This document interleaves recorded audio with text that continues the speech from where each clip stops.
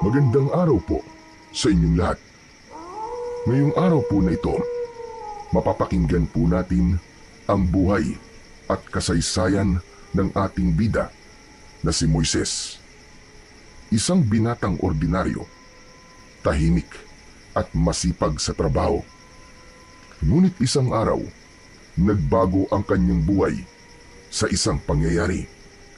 Sa hindi inaasahang pagkakataon, nakahukay siya ng isang lumang bungo ng gorilya na may nakabaong isang pulang bato sa gitna ng noo nito.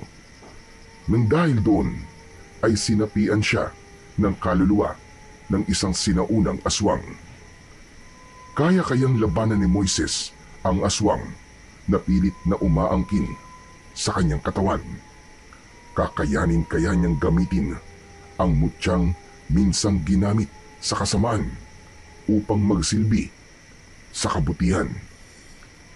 Mapapanatili kaya niyang buo ang kanyang pagkatao habang unti-unting pumapasok sa isang mundong hindi niya kilala. Yan ang ating susubaybayan sa kwentong ito. Pero bago po ang lahat, mga idol, huwag po nating kalimutang mag-subscribe at i-hit ang notification bell sa aking YouTube channel na The Voice Addict at Apong Isaak para sa mas marami pang makapigil hiningang kwentong aswang at katatakutan mula sa mundo ng kababalaghan. Umpisahan na po natin ang kwento. Tirik na tirik ang sikat ng araw ng oras na yon. Sa isang bakanting lote, 4 na lalaki ang abalang nag-uukay. Malalim na ang butas ng ginagawa nilang septic tank. Ito ay para sa isang bahay na ipapatayo pa lamang. 2 dito ay sina Moises at Arong. Sila ang nasa loob ng butas. Puno ng putik ang katawan ni Moises. Nanikit na sa kanyang damit ang dumi. Samantalang si Arong naman ay walang suot na t-shirt, pantalon lang at may tuwalya sa balikat. May edad na 28 anyos ang parehas na binata. Anak ng toko naman talaga, oo. Napakainit naman ang araw na to. Para akong sinisilaban ng buhay Ang hirap talagang kitain ng pera. Mamamatay ako sa init nito eh. Pambihira ka naman, Arong, oo. Panay ka naman reklamo. Alam mo, tapusin na lang natin to. Bago magtanghaling tapat, saka tayo magpahinga at makasilong ng konti. Aba pare, immune ka ba sa araw? Hindi ka ba naiinitan? Tignan mo nga itong balat ko. Para ng piniritong balat ng kalabaw. Ay nako. Sana man lang kumulimlim ng konti o kaya naman may umihip na simoy ng hangin dito sa atin. Aba, kung gusto mo ng simoy ng hangin, dapat hindi paghuhukay ang kinuha mong trabaho. Dapat sa'yo, tindero ng abaniko sa palengke. Pambihira ka. Loko-loko. Sige na nga, ituloy na lang natin. Konting tiis na lang, matatapos na rin to. Ipinagpatuloy na nila ang kanilang paghukay. Maya-maya pa, sa pagbagsak ng bareta, may tinamaan siyang isang matigas na bagay. Normal lang naman ito dahil may malalaking bato talaga silang nakukuha. Ngunit nang ipagpatuloy ni Moises ang pagtapyas sa gilid ng lupa, ay nahulog ang isang matigas na bagay. Pinulot ito ni Moises pero agad ding binitiwan nang mapagtanto kung ano yun. Napaatras siya ng bahagya at nanlaki ang kanyang mga mata. Oh, Chong, bakit? Ano nangyari sa'yo? Pare, tignan mo. Bungo ata to ng tao Ano ka mo? Kagad na nilapitan at pinulot ni Arong ang bagay na tinutukoy ng kanyang kaibigan. Tumawa agad ito nang makitang bungo nga yun ng tao. Pambihira, takot ka sa ganito? Bungo lang naman to Anong nakakatakot dito? Hindi naman sa takot ako. Kaya lang kasi, ano ba tong hinuhukay natin? Bakit may bungo? Baka naman, dating libingan to ha? Ano ka ba? Hindi. Matagal ng bakante ang lupa na to. Dating bukirin, kaya hindi to sementeryo kung yun ang iniisip mo. Eh bakit may bungo? Malay ko. O ito, tignan mo na maigi. Parang hindi naman bungo ng tao to eh. Inilapit ni Arong ang bungo sa muka ni Moises. Ano ka ba? Huwag mong ilapit sa akin yan. Ang mabuti pa eh, ilagay mo na lang yan sa timba para iahon ng mga kasama natin sa itaas. Nakakakilabot yan dito. Nasa hukay tayo tapos may bungo. Nako, hindi pa kasi aminin eh. Takot ka lang talaga kamo. Iyaan mo na yan dito sa baba para may kasama tayo. Maganda nga kung kumpleto sana yan eh, para makatulong sana. Si Raulo. Teka, paano mo nasabing hindi yan bungo ng tao? Eh kasi, malaki. Hindi naman ganito yung bungo ng tao eh. Saka iba ang hugis oh. Tignan mo kasi. Mas malapad ang noo nito. Tapos parang nakausli ang panga. Ibang-iba to sa bungo ng tao. Tinignan ito ni Moises kahit nalabag yun sa loob niya. Napansin nga niya na mas malaki ito. Maumbok din ang bunbunan at mas malalim ang butas ng mata. Kung hindi to bungo ng tao, eh ano to? Parang sa unggoy eh. Hindi, mas malaki. Parang bungo ng gorilya. Ano ka mo, gorilya? Oo, yung malaking unggoy. Alam kong malaking unggoy yun. Para namang sirato. Ang ibig kong sabihin, bakit naman magkakaroon ng hayop na ganyan dito? Eh wala namang gorilya dito sa Pilipinas, di ba? Aba, meron ah. Nung bata ko, may nakita ako dun sa Manila Zoo eh. Natural, zoo yun eh. Ang tanong, bakit meron yan sa lupang to? Aba, malay ko. Hindi naman ako dating may-ari ng lupang to eh. Batukan kaya kita. Pinipiloso po mo ba ako? Grabe, piko naman kaagad to. Pinapagaan ko lang naman ang sitwasyon kasi kanina ka pa dyan tensyonado eh. Sigurado ko, Chong, na bungungan ng gorilya to. Dahil kung hindi, nako, Chong, baka naman buko to ng kapre. Tumawa ulit si Arong, pero si Moises ay hindi makatawa. Hindi na siya mapalagay. Bitiwan mo na nga lang yan. Baka mamaya malas pa yan eh. Ilibing mo na lang ulit sa lupa. Wag na. Bihira nga lang makahanap ng ganito, no? Mabuti pa ay itabi natin. Tapos iuwi mo. Ipakita mo sa lolo mo. Malay mo, magamit niya yan. Ano? Iuwi ko? Baliw ka ba? Magagalit yun. Lalo na't hindi pa naman tayo sigurado kung buto nga ng tao yan o talagang galing sa gorilya. Kung gusto mo, ikaw na lang ang mag-uwi. Sa'yo na yan. Ito naman oo.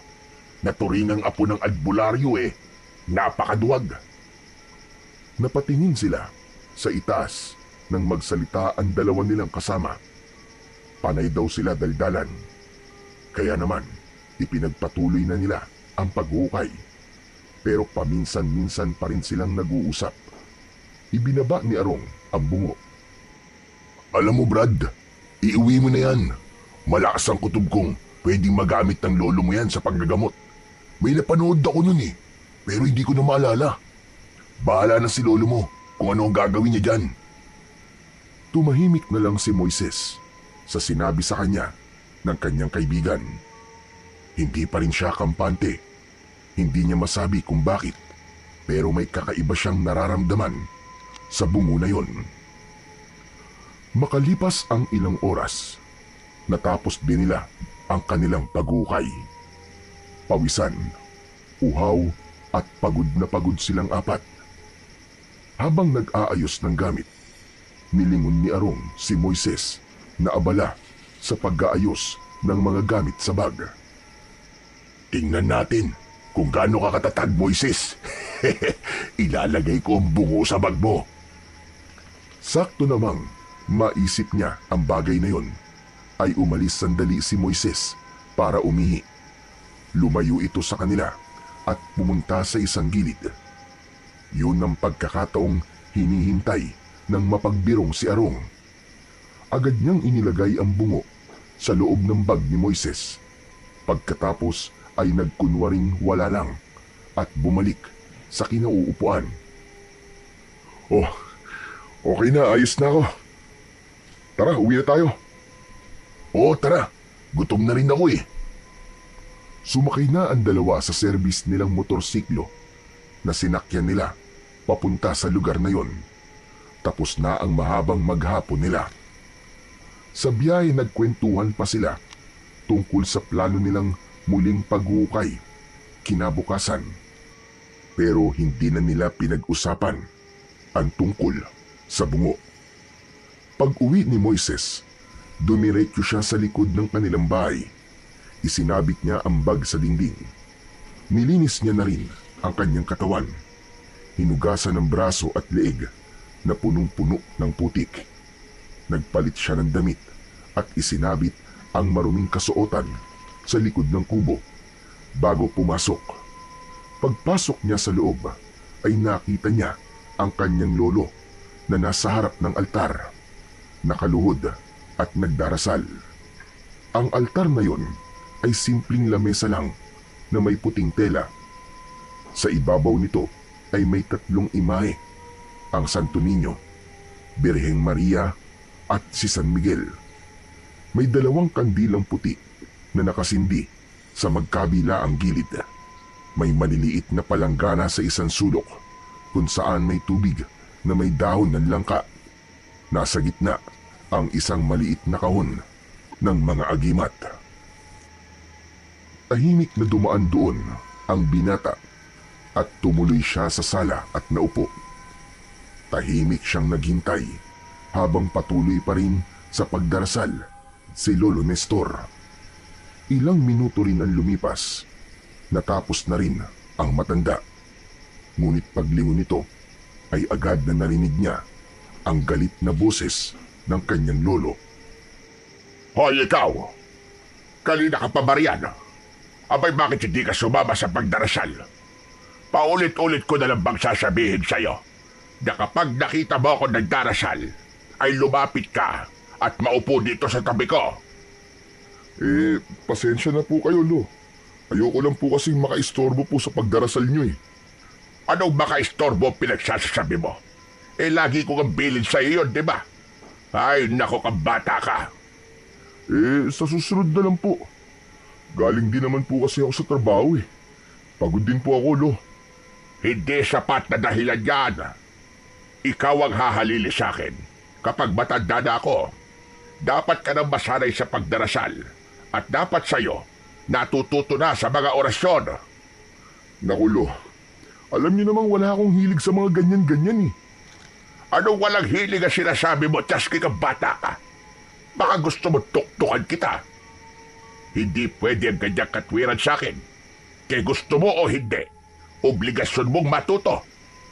Wala ka bang pakialam sa tungkulin mo sa pamilya natin? Hindi naman po sa walang pakialam, Lo. Pero naniniwala po kasi akong hindi ko talaga linya ang mga ganyan eh. Hindi naman po kasi ako kagaya nyo. Umupo si Lolo Nestor sa tabi niya at hinarap ang kanyang apo. Nakahawak pa rin sa tuhod at halatang mainit ang ulo nito. Apo, hindi ito tungkol sa kung ano ang gusto mo o hindi mo gusto. Tradisyon ito, pamana. Kailangan sa bawat salinlahi, kailangan may magmana. Kung hindi ikaw sino ang pagpapasahan ko nito? Wala naman ng iba. Napakamot sa ulo si Moises sa sinabi ng kanyang lolo Nestor. Lo, wala ka na bang ibang apo? Wala! O bakit naman kasi ang nanay mo nagtipid sa anak? Di sana marami akong pwedeng pagpilian. Kaso wala Ikaw lang. Umayo si Lolo Nestor at biglang lumakad palayo sa binata.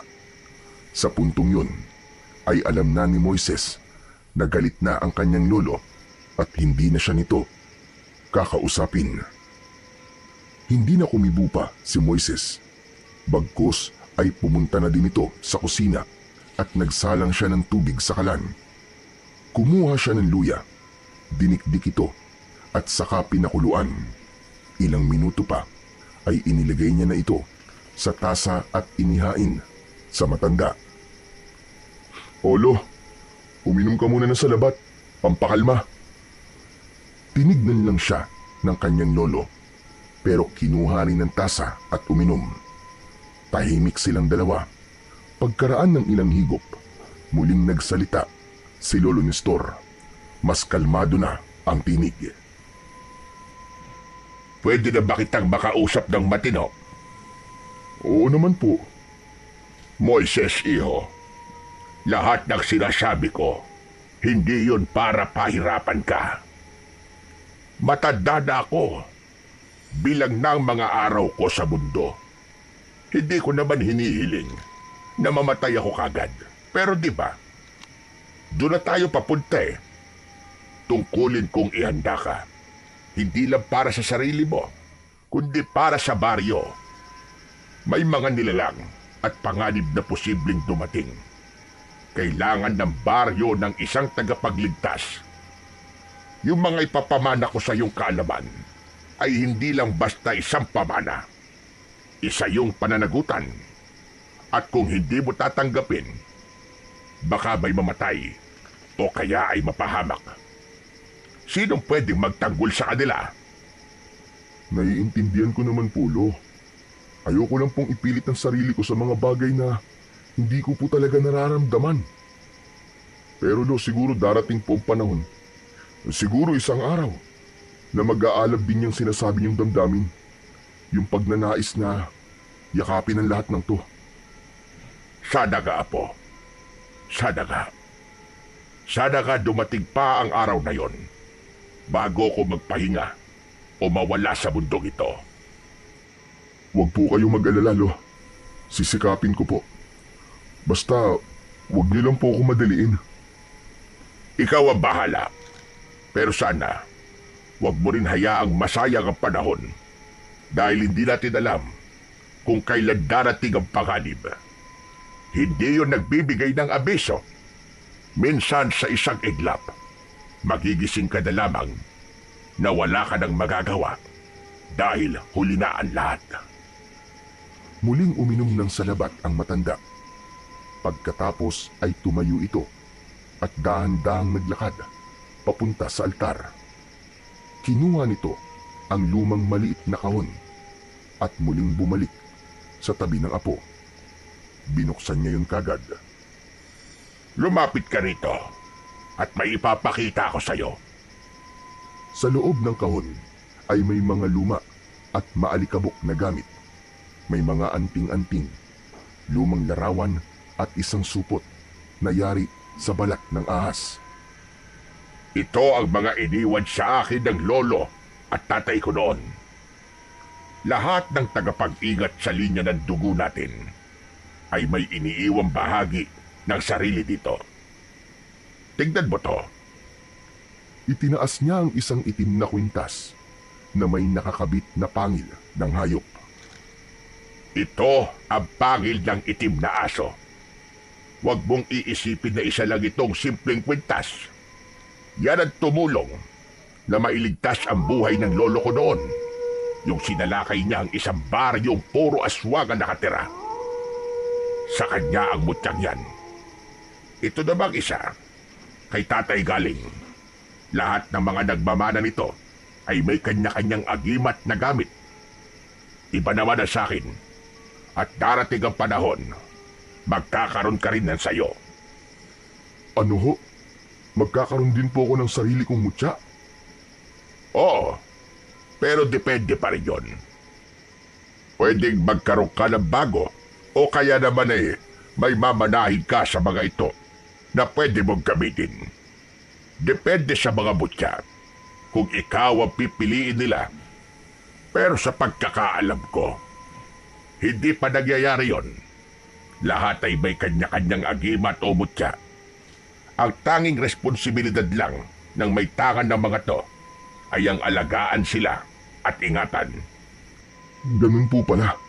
Kaya pala maski minsan sa dami niyan, hindi kayo nag-iba ng suot na kwintas. Pero bakit po ganun, Lo? Kapag po ba ginamit niyo ang mga yan, wala po bang bisa? Meron pa rin silang bisa. Pero hindi kasi sila nagpapagamit ng basta-basta. Ang bawat butya, may sarili silang kapangyarihan at ugali. Hindi sila parang laruan lang na kapag gusto mong gamitin, agad nagagana. Kailangan nilang maramdaman na totoo ang hangarin mo, na hindi mo lang sila ginagamit para lang sa sarili mong kapakinabangan. Saka kung alam nilang hindi ikaw ang may-ari ng mutya, hindi talaga sila magpapagamit. Para po palang may isip din ang mga yan, ano? Oo, parang gano'n na nga. Tama ka. Nagpatuloy sa pagsasalita si Lolo Nestor. Maya-maya pa ay may inilabas itong isang maliit na bato na kulay berde.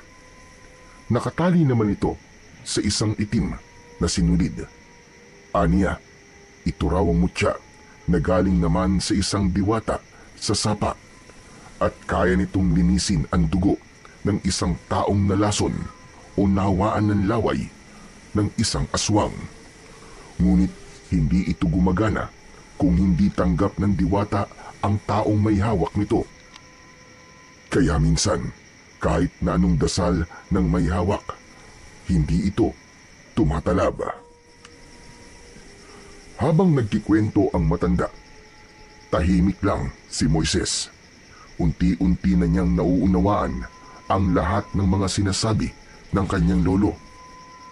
Pero sa kabila ng lahat ng pagpapaintindi sa kanya, alam niyang hindi pa rin siya ang karapat-dapat. Sumapit na ang gabi. Matapos ang kanilang simpleng hapunan, pumasok na sa kani-kanilang silid ang dalawa. Maagang nakatulog ang binata dahil na rin sa matinding pagod ng kanyang katawan. Ngunit pagsapit ng 12:00 ng madaling araw, biglang naalimpungatan ang binatang si Moises. May narinig siyang isang kakaibang tunog. Hindi ito normal, isang mahina pero malalim na ungol o bulong. Pinakinggan niya itong mabuti at nalaman niyang galing ito sa likod ng kanilang kubo. Agad siyang nagtalukbong ng kumot. Pilit niyang pinipikit ang kanyang mga mata, pero nanatiling gising ang kanyang diwa. Nagpatuloy ang ungol, para bang may umaakyat o bumabangong bangkay sa lupa. Mas lalo siyang kinabahan nang tumagal ito at mas dumakas sa paglipas ng ilang sandali. Anak ng... ano ba yun? Gabing-gabi na eh. Ayaw magpatulog. Tumayo siya, dahan-dahan sa paglalakad, palabas ng kanyang silid. Ngunit nang makarating siya sa sala, natigilan siya nang biglang bumukas din ang pintuan ng kwarto ng kanyang lolo. Nagkatinginan pa silang dalawa. Lo? Oh, ba't ka nandyan sa sala? Anong ginagawa mo riyan? Teka, Huminto sandali si Lolo Nestor. Bagyang kumunot ang noo. ikaw ba yung umuungol? Huwag mo sabihin gumagawa ka ng milagro rito sa sala sa ganitong oras. Abay, paawat ka naman, Dasky, kang bata ka. Pambihira ka talaga, oo. Lo, hindi po, no. Wala po akong ginagawa. Bigla lang po ako nagising eh. Dahil nga po sa ingay na yun. Hindi daw. Bakit pawis na pawis ka? Para kang may hinahabol na kung ano. Sasagot pa sana si Moises sa kanyang lolo at muling itatanggi ang paratang nito. Pero kapwa sila natigilan nang muling marinig ang ungol na nagmumula sa likod ng bahay. Oh, kita niyo na? Sabi ko naman po sa inyo, Louie. Hindi po ako yun. Alam ko, ikaw naman hindi ka na mabiro. Pero yung ungol na yon, alam ko rin hindi pagkaraniwan. May nararamdaman akong isang masamang presensya. Ano ho? Masamang presensya? Ano po, Lolo? Multo po ba? Hindi lang multo. Mas malala pa sa multo, iho. Tignan mo. Ngayon lang ako kinilabutan ng ganito sa tanang buhay ko. Mabilis na kinuha ni Lolo Nestor ang kanyang sandata na buntot pagi at dahan-dahang lumapit sa pinto ng kusina. Nag-alangan naman bigla si Moises. Lo, ano pong balak nyo? Lalabas po ba kayo? Oo, iho. Kailangan kong malaman kung saan o kanino nanggagaling ang ungol na yon. Lo, baka po pwedeng wag na lang. Baka po kasi may masamang tao lang na nagtitrip po dun sa labas eh. Ngunit hindi nakinig ang matanda sa sinabi ng apo nito. Lumabas pa rin ito ng pinto. Kaya naman, dali-daling kumuha si Moises ng itak sa gilid ng kusina at sumunod. Paglabas niya, nakita niyang nakatayo ang lolo niya sa harap mismo ng kanyang bag. Iho, ano tong laman ng bag mo? Po, mga gamit ko lang po sa trabaho saka ilang extra po na damit. Bakit po, lolo? Nalaman na kagad ni Moises ang sagot nang sa paglapit niya ay muling narinig ang pag-ungol. Nanindig ang balahibo niya nang mapagtantong dun mismo sa bag niya nang gagaling ang kakaibang tunog. Natigilan siya. Hala, bakit po may tunog dyan? Abay balay ko sa'yong damuho ka. Ikaw ang may gamit niyan. Hindi mo alam kung ano ang laman. Hala sige, buksan mo nang makita natin. Pero lo, ano po ba kasing laman yan? Bakit may umuungol po sa loob? Buksan mo nga para makita kung ano ang laman at para malaman na rin natin kung bakit umuungol. Kahit natatakot ang binata, ay wala siyang nagawa kundi buksan ang kanyang bag. Nanlaki ang kanyang mga mata nang makitang naroon mismo sa loob ng kanyang bag ang bungo na nahukay niya kanina sa trabaho nila. Ano ito? Bakit may ganito sa bag mo? Hindi ko po alam, lolo. Hindi ko po alam kung paano po napunta yan dyan.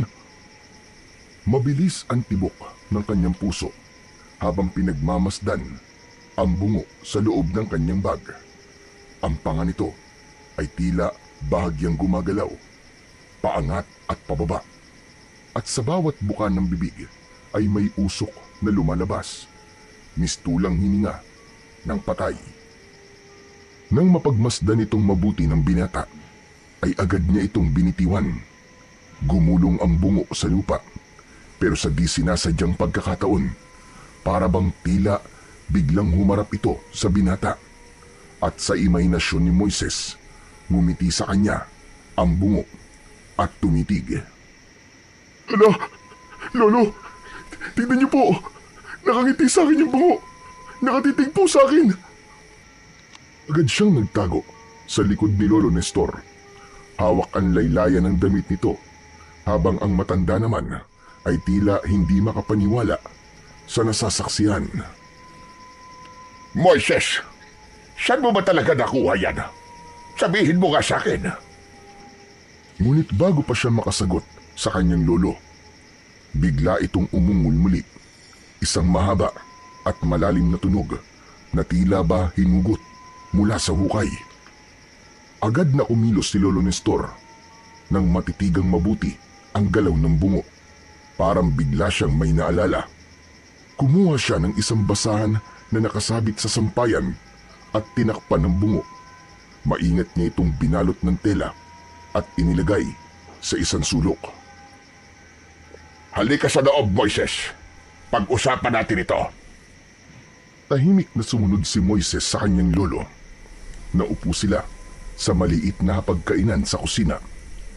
Doon nagsimulang magsalita si Moises. Lolo, ang totoo po ang bagay po na yun. Nahukay ko po nung nagbubungkal po ako ng lupa sa trabaho. Bakit nasa bag mo? Sandaling natahimik si Moises. Doon niya biglang naalala ang kaibigan niyang si Arong. Si Arong, ang huling taong nakita niyang tila hinawakan ng bag niya bago sila umuwi. Anak nang, mukhang alam ko na po kung sino po naglagay nun sa bag ko. Sigurado po ako, lolo, na si Arong yun. Nung nahukay ko po kasi yun, pinipilit po niya akong iuwi ko daw tapos ipakita daw po sa inyo. Baka raw po kasi magamit niyo sa panggagamot. Sabi niya baka daw po may kapangyarihan yan. Tumaas ang kilay ng matanda. Tumitig ito sa kanya ng diretsyo. Tama siya. May kapangyarihan nga ang bagay na yan. Pero hindi yun gamit ng isang albularyong katulad ko. Ang bungo na yun ay ginagamit sa ritual ng mga sinaunang aswang. Ano ho? Aswang? Ibig sabihin mga aswang ang may-ari ng bagay na yun, Lo? Oo. Ginagamit nila yon para magsalin ng kanilang kalagayan bilang aswang. At alam mo bang, pinaiinom nila yon ng dugo bilang bahagi ng ritual nila at upang manatiling buhay at makapangyarihan. Lutong-luto yon sa mga dasal at orasyon ng kasamaan. Sabi ko na nga be, kanina pa ako kinikilabutan sa bungo na yun Nang makita ko yung kanina, Lo, masama na ang aking kutob. Loko-loko talaga tong si Arong. Hindi to magandang biro Humanda siya sa akin bukas. Bibigwasan ko talaga siya. Napansin ni Moises na tila tulala ang kanyang lolo. Para bang may malalim itong iniisip. Lumapit siya at tinapik ang balikat nito. Lo, bakit po? Parang ang lalim-lalim naman po ng iniisip niyo. Teka, Lo. Paano niyo po pala nalaman na gamit ng aswang ang bungo? Nakakita na po ba kayo ng ganun dati? Oo, Moises. Nakakita na ako. Napakurap ang binata. Hindi siya makapaniwala sa kanyang lolo. Talaga po? Nung kabataan ko, sumama ako kay lolo sa kabundukan ng Quezon. Doon ako unang nakakita ng ganung uri ng bungo. Hindi sa tao yon, Moises. Sa gorilla ang bungo na yon. Tama pala talaga si Atong nang sabihin niyang sa gorilla ang bungo na yon. Oo, sa gorilla yon. Hindi ko alam kung saan nila kinukuha ang mga bagay na katulad nun. Pero sigurado kung ginagamit yon ng mga nilalang na hindi na tao ang pagkatao. Noon, nakita ko mismo kung paano nila ang ginagamit sa ritual.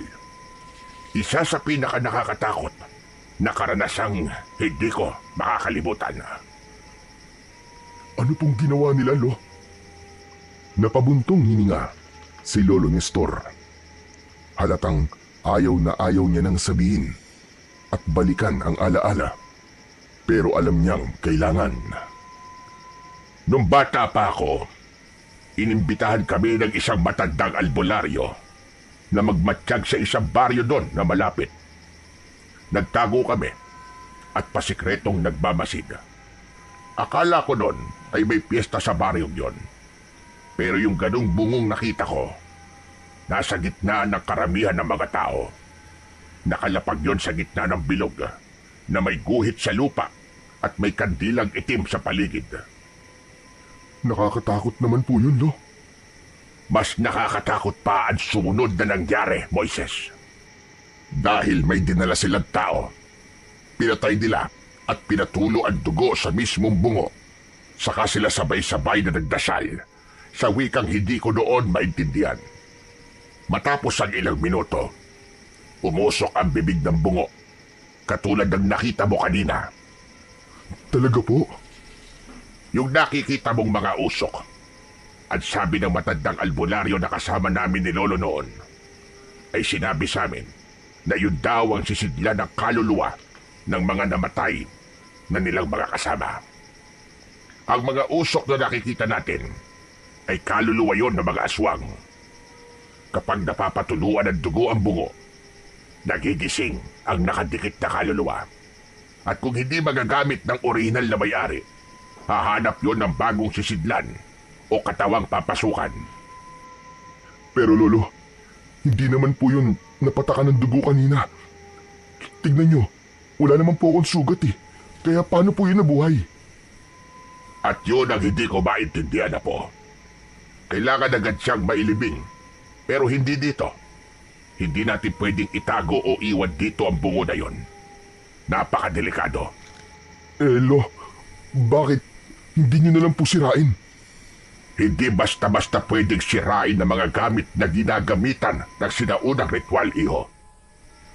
Kung pilitin mo yon, baka sa halip na mawala ang kapangyarihan, lalo nang lumipat sa kung sinong malapit. Baka sa'yo, baka sa akin, mas delikado pa. Grabe, hindi ko po talaga alam, Lo. Anak ng tutsa, oo. Kasalanan talaga to ni Arong eh. Nilagay niya ako sa panganib. Hindi ko talaga siya mapapatawad. Humanda talaga siya sa akin. Teka, huwag ka na munang magalit sa kaibigan mo. Mukhang hindi naman talaga niya intensyon na ipahamak ka. Ngayong gabi, huwag mo munang lalapitan ang bungo. Bukas, ibalik mo na lang yan kung saan mo yan nahukay. Kailangan mong isole. At kailangan ay pabaunan kita ng isang orasyon. Kung may nakadikit ng buhay na espiritu dyan, kailangan yung pawiin at ibalik sa impyerno kung saan siya nanggaling. Ako po? Hindi po ba pwedeng kayo na lang po magbaon nun? Ba't ako? Ako ba nakahukay? Ikaw lang ang maaaring magbaon yan muli sa lupa. Wala nang iba, Moises. Pero Lo, hindi po ba nangangagat yun? Magagagat talaga yon kapag hindi mo ibinalik. Loko ka talaga, bata ka. Nakakatakot naman po, Lo. Isa pat ikaw na ang ibabaon ko. Opo, Lo, sige po. Ibabaon ko na lang po uli bukas. O siya, halika na. Pumasok na tayo at magpahinga. Paano po yung ingay, Lo? Takpan mo na lang yan tenga mo. Pumasok na sila sa loob ng kanilang silid. Mabilis na lumipas ang mga sandali. Ngunit si Moises ay hindi na makatulog. Init na init ang kanyang pakiramdam. Pawis na pawis siya. Kahit na nakatutok na sa kanya ang hangin ng bentilador. Maya-maya pa, muling may narinig siyang ingay. Ngunit hindi na yun isang ungol, kundi pagtawag. May tumatawag sa kanyang pangalan. Nanlamig bigla ang kanyang batok. Paulit-ulit, dahan-dahan, mabagal, para bang nanggagaling ulit yun sa ilalim ng lupa. Moises! Moises! Napatingin siya sa paligid. Wala siyang makita. Ngunit ang boses ay tila palapit ng palapit. Parang nasa mismong tenga na niya. Moises! Lumabas ka! Bigla siyang natulala. Parang nawala sa ulirat si Moises. Hindi niya maintindihan ang kanyang sarili. Ngunit hindi na siya tumutol. Para siyang hinihila ng hindi nakikitang lakas. Tumayo siya. Walang imik. Binuksan ang pinto ng kanilang silid. Tahimik ang buong bahay. Madilim din. Ngunit dumiretso pa rin siya sa labas. Ang mga paa niya ay gumagalaw na parabang hindi na niya mismong minamando. Pumunta siya sa likod ng bahay at nilapitan ang bungo na nakabalot sa basahan. Ilabas mo ko dito, Moises. Dahan-dahan niyang inabot ang basahan at inalis ito sa pagkakabalot. Tumambad sa kanyang paningin ang nagliliwanag na bagay sa gitna ng noo nito. Isang pulang bato. Kunin mo, Moises. At kinuha nga ito ni Moises. Tinitigan ito ng binata. Ngunit habang tumatagal ang pagtitig niya, parang unti-unti siyang nawawala sa kanyang sarili. Parang hinihila siya ng bato. Hindi niya makontrol ang kanyang kamay. Kusang gumalaw ito, papalapit ng papalapit sa kanyang noo. Idinikit niya ito, pagdampi ng bato sa kanyang balat. Bigla itong naglaho. Doon tila nagising ang diwa ni Moises. Anong ginagawa ko dito? Ibig sabihin, hindi pa naginip yung nangyari. Hala! Naguguluhan sa sarili ang binata. Hindi niya maintindihan ang mga nangyari. Kung totoo yun, asa na yung bato? Napatingin siya sa kanyang palad. Wala na ang bato. Hinaplos niya ang kanyang noo. Ngunit wala rin doon. Hindi niya alam kung totoo ba ang nangyari o guni-guni lang. Ipinikit niya ang kanyang mga mata. Pilit na iniintindi ang nangyari. Naku po, may sa demonyo talaga ang bagay na to. Agad niyang binalot muli ng basahan ang bungo. Tumalikod na siya at tahimik na bumalik sa loob ng bahay. Habang naglalakad pabalik, pakiramdam niya ay may mainit na pakiramdam sa kanyang noo. Hindi masakit, hindi rin mahapdi, pero kakaiba. Humiga siya at tinakpan ang katawan ng kumot. Pilit ipinikit ang kanyang mga mata. Kinabukasan, tanghali na, ay tulog na tulog pa rin si Moises. Pumasok si Lolo Nestor at ginigising na ang kanyang apo. Moises, iho, ba't gising na? Tanghali na po. Hindi ba't may pasok ka ngayon? Hindi kumibo si Moises. Umungol lamang ito ng mahina. Bahagyang ininulat ang kanyang isang mata. Tapos ay muling pumikit. Moises! Moises! Lo, absent po muna ako ngayon. Ano ka mo? Absent ka? Abay, hindi pwede ang ganyan. Bakit ka absent? Paano naman ang trabaho mo? Paano naman ang mga kasama mong naghuhukay? Saka may dapat ka pang gawin ngayon, hindi ba? Kailangan mong mailibing ulit sa lupa yung bungo. Kaya bumangon ka na dyan, dalian mo. Ayoko nga po. Bakit ayaw mo? Tinatamad ka na naman. Bumangon ka na kasi dyan at maya-maya lang dito na si Arong. Ngunit hindi na kumibo si Moises. Nakapikit pa rin ito. Napansin ng kanyang lolo na medyo maputla ang kulay ng balat niya at may bahagyang panginginig ang mga labi ng binata. Nilapitan niya ito at hinawakan sa kanyang noo. Mainit ang katawan ni Moises. Nako, dilalagdat ka naman pala. Ba't di mo naman kagad sinabi? Agad na kumilos ang matanda. Kumuha ito ng palanggana. Nilagyan ito ng malamig na tubig at yelo. Saka isinawsaw ang malinis na bimpo. Pinunasan niya ang leeg, noo at dibdib ng binata habang patuloy na binabantayan ang bawat ungol at pagkibot nito. Habang ginagawa niya ito, isang motor ang huminto sa tapat ng bahay. Maya-maya pa, narinig niya ang sigaw mula sa labas. Tao po! Tao po! Moises! Lumabas si Lolo Nestor at sinalubong si Arong. Iho, hindi makakapasok si Moises ngayong araw. Inaapoy siya ng lagnat. Kanina ko pa nga ginigising Ayaw talagang bumangon. Ha? Nilalagnat po? Ano po bang nangyari? Ayos lang po ba siya? Tignan mo na lang doon sa loob. Andun sa kwarto niya. Pumasok na ang matanda. Sumunod naman si Arong. Pagdating niya sa silid, agad siyang natigilan. Namumutla nga si Moises at nakapikit. Pre, Moises, ayos ka lang ba? Dahan-dahang iminulat ni Moises ang isang mata. Saka sumimangot. Mahina ang kanyang tinig, ngunit matalim ang kanyang sinabi. Ba't nandito ka? Umalis ka dito. Ha?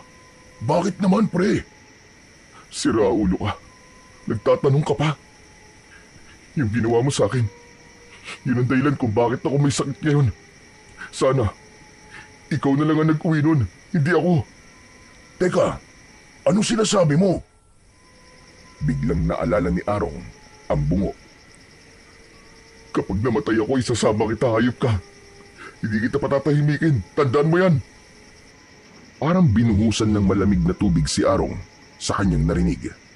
Napaatras siya sa kaba, lalo na at matatalim ang mga mata nitong nakatingin sa kanya. Yun ba? Pre, hindi ko naman sinasadya eh. Hindi ko naman alam na ganito ang kahantungan nun eh. Biro lang talaga yung pre. May sumpa ang bungo na yun, sabi ni Lolo. Kaya kasalanan mo to. Sige na, umalis ka na. Huwag naman ganun, pre. Seryoso naman ako doon sa sinabi ko na hindi ko sinasadya eh. Totoo sinabi niya. Hindi mo dapat yon inilagay sa bag niya. Ang dapat niyo sanang ginawa ay muli niyo itong inilibing sa kung saan yung lupa ito nakita. May sumpa ang bagay na yon. Hindi yun isang laruan. Maya-maya pa, nakatitig si Arong sa muka ng kaibigan. Unti-unti siyang kinabahan. Napansin niyang tila may mga kakaibang marka sa paligid ng pisngi ni Moises. Maiitim, parang mga ugat na gumagapang sa ilalim ng balat. Mas lalo pang kinilabutan si Arong nang mapansin niyang ang puti ng mata ni Moises ay nagsimulang mamula. Lo, anong nangyayari kay Moises? Tignan niyo ho! Nabahala ang matanda sa kanyang nakita. Doon na siya kinutuban ng masama. Agad siyang lumabas ng kwarto at nagtungo sa likod ng bahay kung saan huling inilagay nila ang bungo. Mabilis ang kanyang hakbang. Nakita niya itong nakabalot pa rin ng basahan. Lumuhod ang matanda at dahan-dahang inalis ang basahan. Hinawakan niya ito, pero iba na ang pakiramdam niya.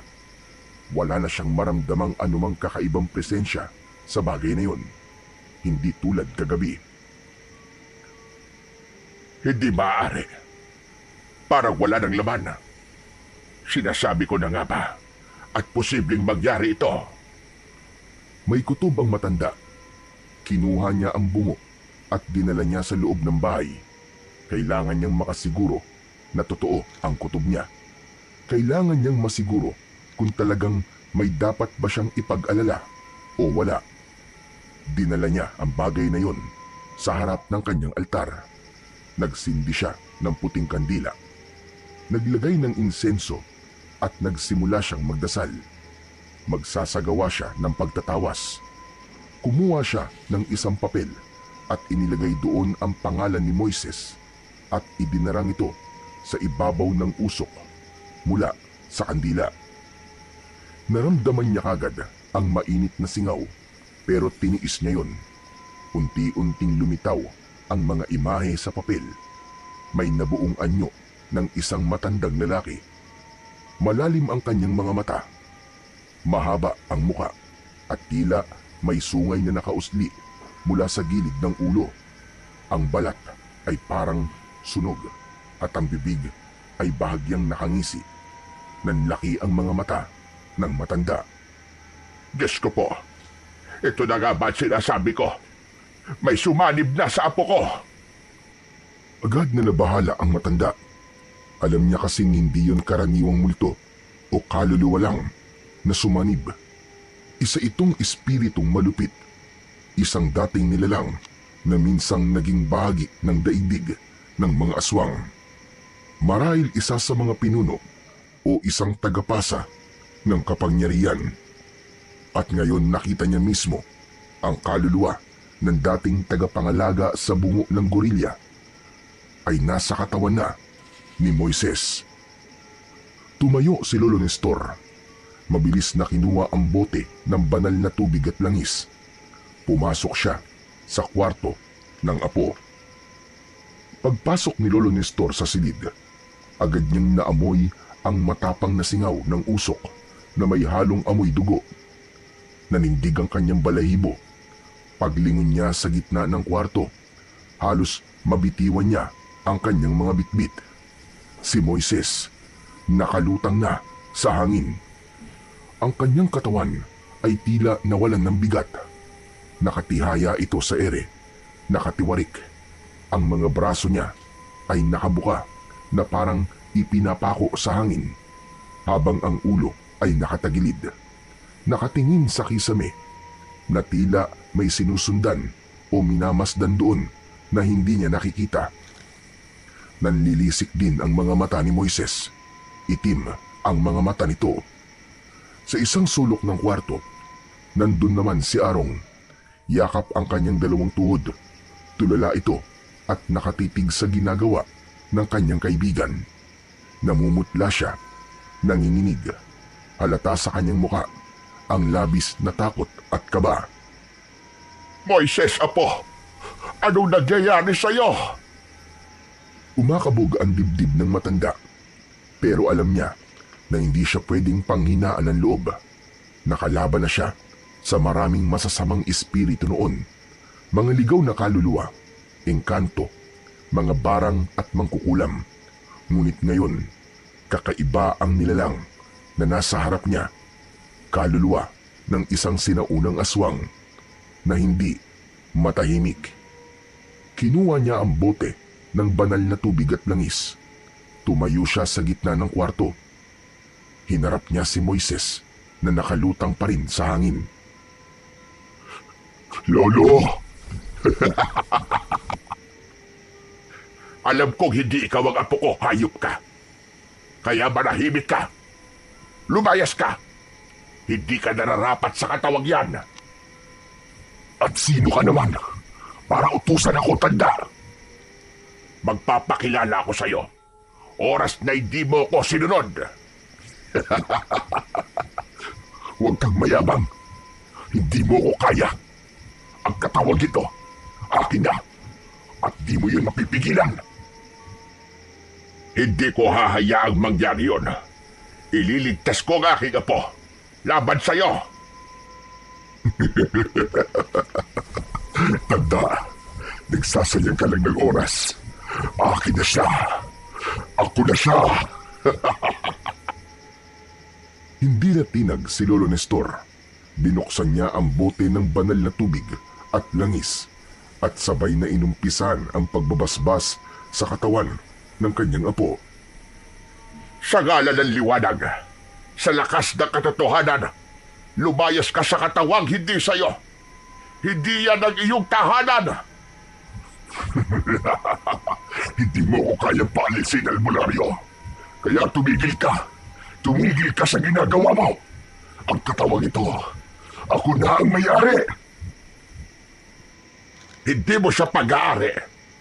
Walang nagmamayari sa kanya, kundi ang Panginoon lamang.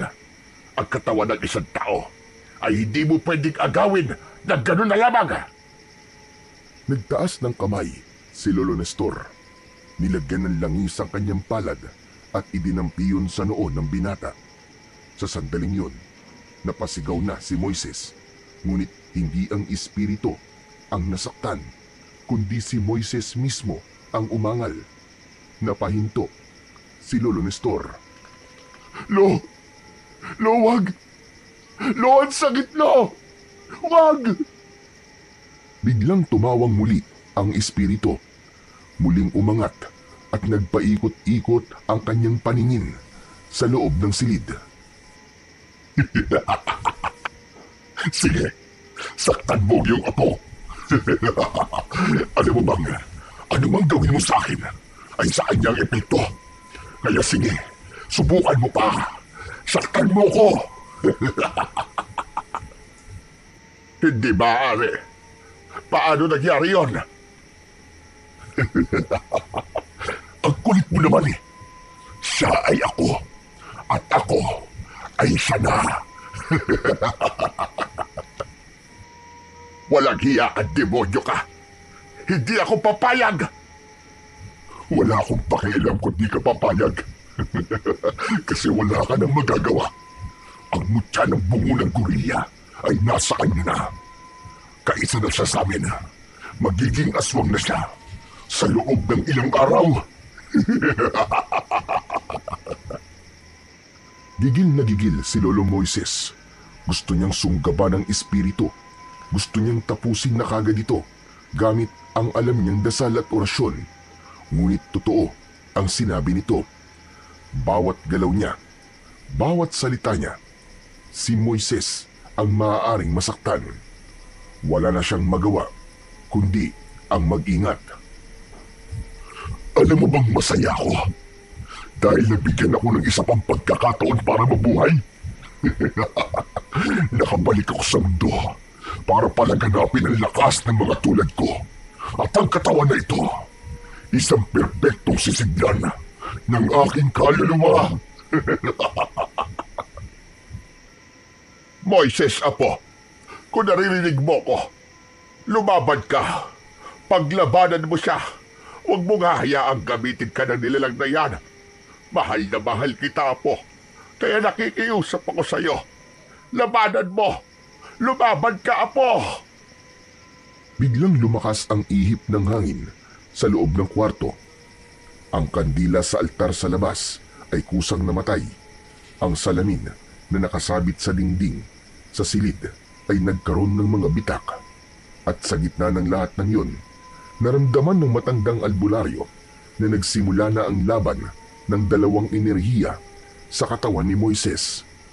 Agad na bumulong ang matanda ng isang malakas na orasyon ng pagpapalayas bilang tulong sa binata. Hindi ka mananalo! Wala kang laban, matanda ka na, kaya manahimik ka na. Itong apo mo, magiging aswang siya. At kapag dumating ang araw na yon, ikaw ang una niyang lalapain. Biglang bumaluktot ang katawan ng binata sa ere. Pinaglalaruan niya ito na parang isang laruan lang. Biglang bumaliktad si Moises. Ang kanyang mga daliri ay nanigas. Dahan-dahang humaba at ang kanyang mga kuko ay naging matutulis at matatalas. Tignan mo! Tignan mo ang ginagawa ko sa apo mo! Hindi ba't kahawin na niya ang isang nilalang na iyong kinamumuhian? Sige, orasyonan mo na siya ngayon. Orasyonan mo na! Isa ka ng matandang mangmang! Sumirit mula sa ilong at bibig ni Moises ang maitim na likido. Tumulo yun sa saig. Sumingaw na parang asupre. Umikot muli ang katawan nito at hinarap si Lolo Nestor. Hawak pa rin ng matanda ang bote ng banal na tubig. Gustong-gusto niyang gawin ang pangontra na itinuro sa kanya ng kanyang lolo at tatay. Pero nanginginig ang kanyang mga kamay. Alam niyang anumang ipukol niya ng mga oras na yon ay baka ikapahamak ng kanyang nag-iisang apo.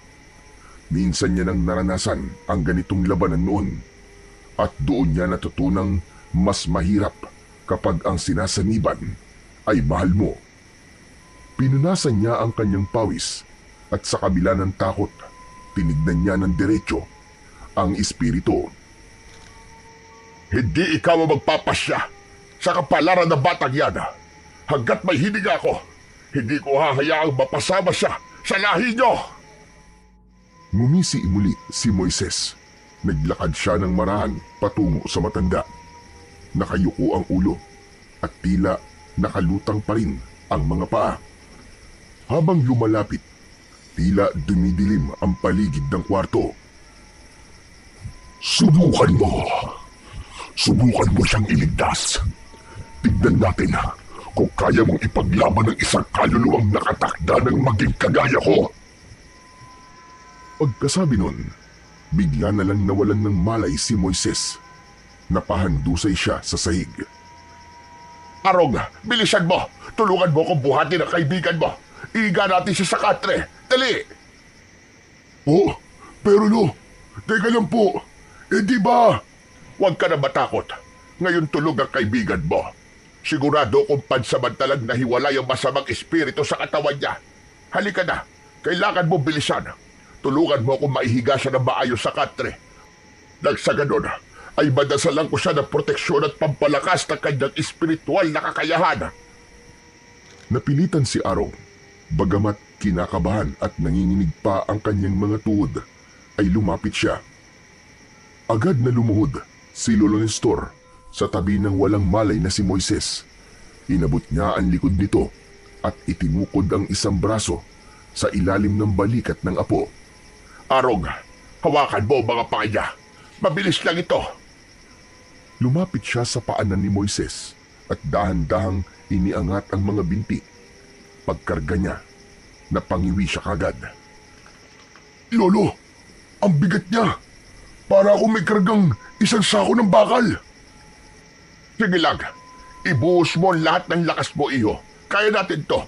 Bibilang ako ng 3. 1, 2, 3. Sa wakas ay naipatong nila sa katre si Moises. Bakit po ganun? Napakabigat niya. Mamaya ko nalang ipapaliwanag. Sandali lang, Arong. Agad na kinuha ni Lolo Nestor ang botelya niya ng banal na langis. Binuksan ito at dahan-dahang pinahiran ng langis ang noo ng kanyang apo habang pabulong na bumibigkas ng dasal. Ngunit nang muli niyang idampi ang palad sa noo ng kanyang apo, ay bigla siyang napabitaw at napaatras. Aray ka! Napatitig siya sa kanyang palad. Namula ito at nagkaroon ng paltos para bang napaso siya sa apoy ng kalan. Napaso ka, Lolo? Oo. Hindi ko maintindihan kung bakit ganon. Ibig sabihin nito ay hindi pa talaga tuluyang nakakawala ang espiritu sa katawan ng apo ko. Ano pong gagawin natin, Lolo Nestor? Wala. Ang totoo niyan ay hindi ko talaga kaya ito. Masyadong komplikado. Masyadong makapangyarihan ang nilalang na ito. Hindi ko siya kaya. Totoo ang sinabi niya kanina. Bakit po? Bakit hindi niyo po kaya? Di po ba'y makapangyarihan din naman kayo? At lahat ng mga nagpapagamot dito na nasasaniban ay kayang-kaya niyo. Lo, iligtas mo ang apo mo. Iligtas mo ang kaibigan ko. Hindi ko alam kung paano, Arong. At hindi ko rin alam kung ilan o kung sino-sino ang kalaban ko. Teka, ano pong ibig niyo sabihin? Sasagutin ko na ang tanong mo kanina. Normal lang na bumigat ang katawan ng sinasaniban kapag may sumanib sa katawan na isang masamang kaluluwa. Bumibigat ito ng doble. Minsan ay triple pa. Depende sa kung ilan ang nakasampa dito. Hindi nakapagsalita si Arong. Inisip niya ang sinabing yun ng matanda. Ilang sandali pa ay lumibot ang kanyang mga mata sa kabuuan ng espasyong yun. Nakita niya ang nakapatong na bungo ng gorilya. Sa sandaling yun ay bigla na lang siyang napaluhod sa paanan ni Lolo Nestor. Hinawakan niya ang magaspang na kamay ng matanda.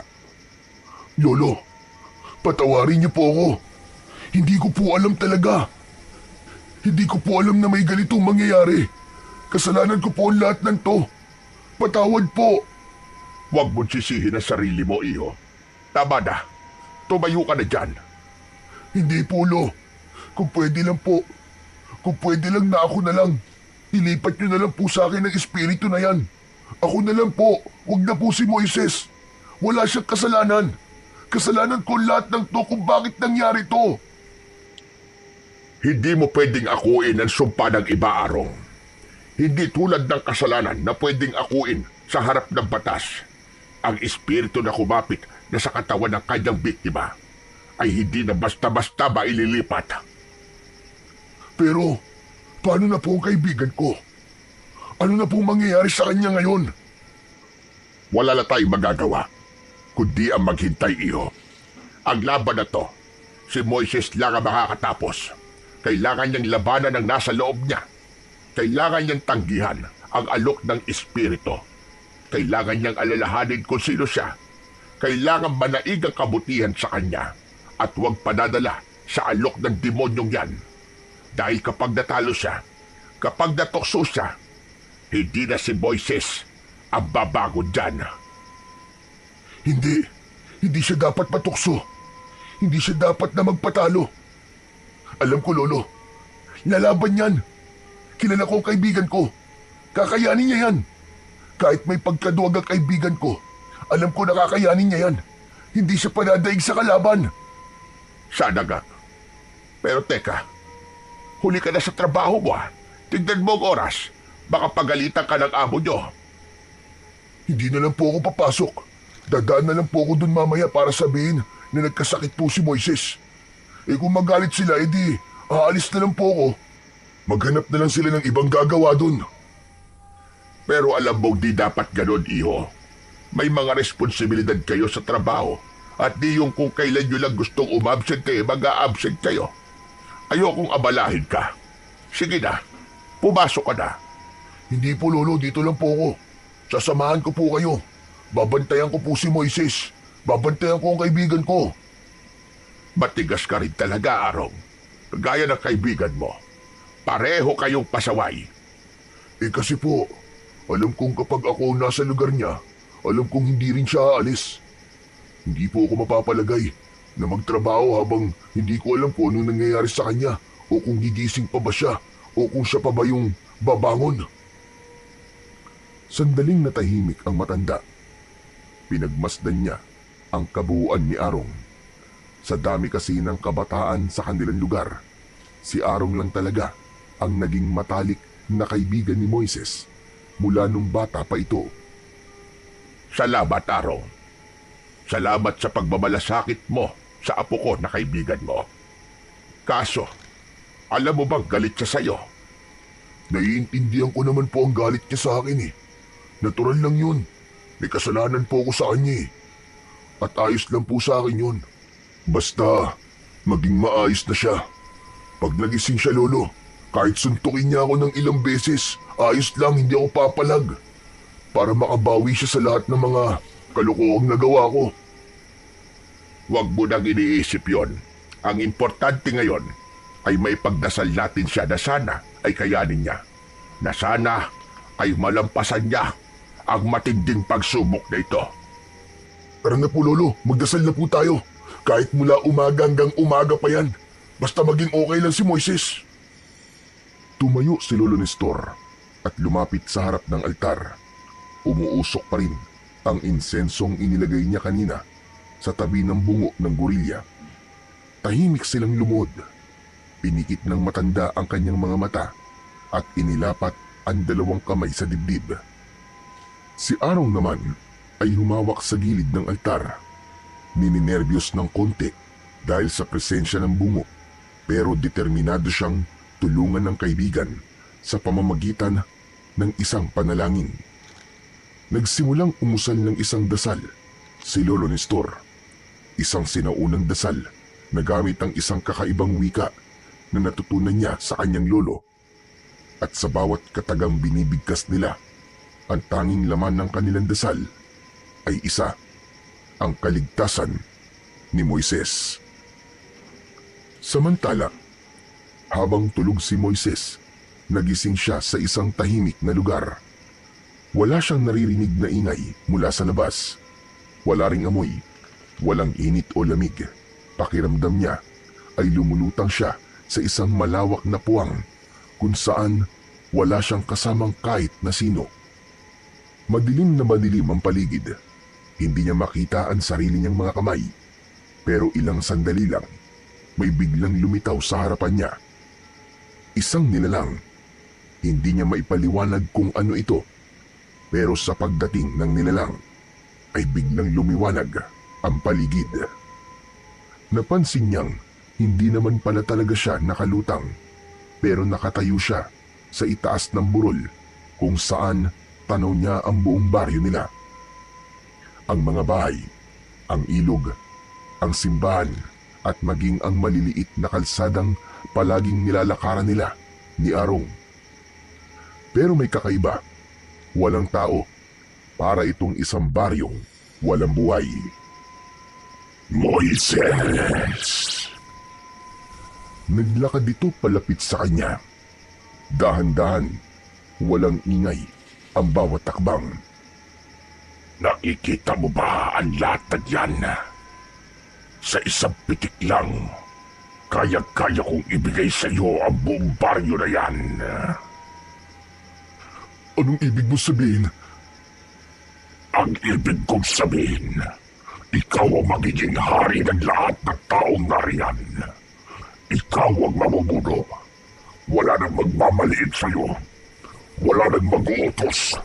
Lahat sila ay yuyuko sa ngalan mo. At paano naman mangyayari yun?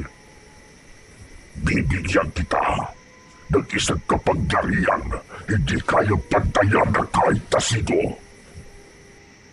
Hindi nakaimik si Moises. Lalo pang lumapit sa kanya ang nilalang.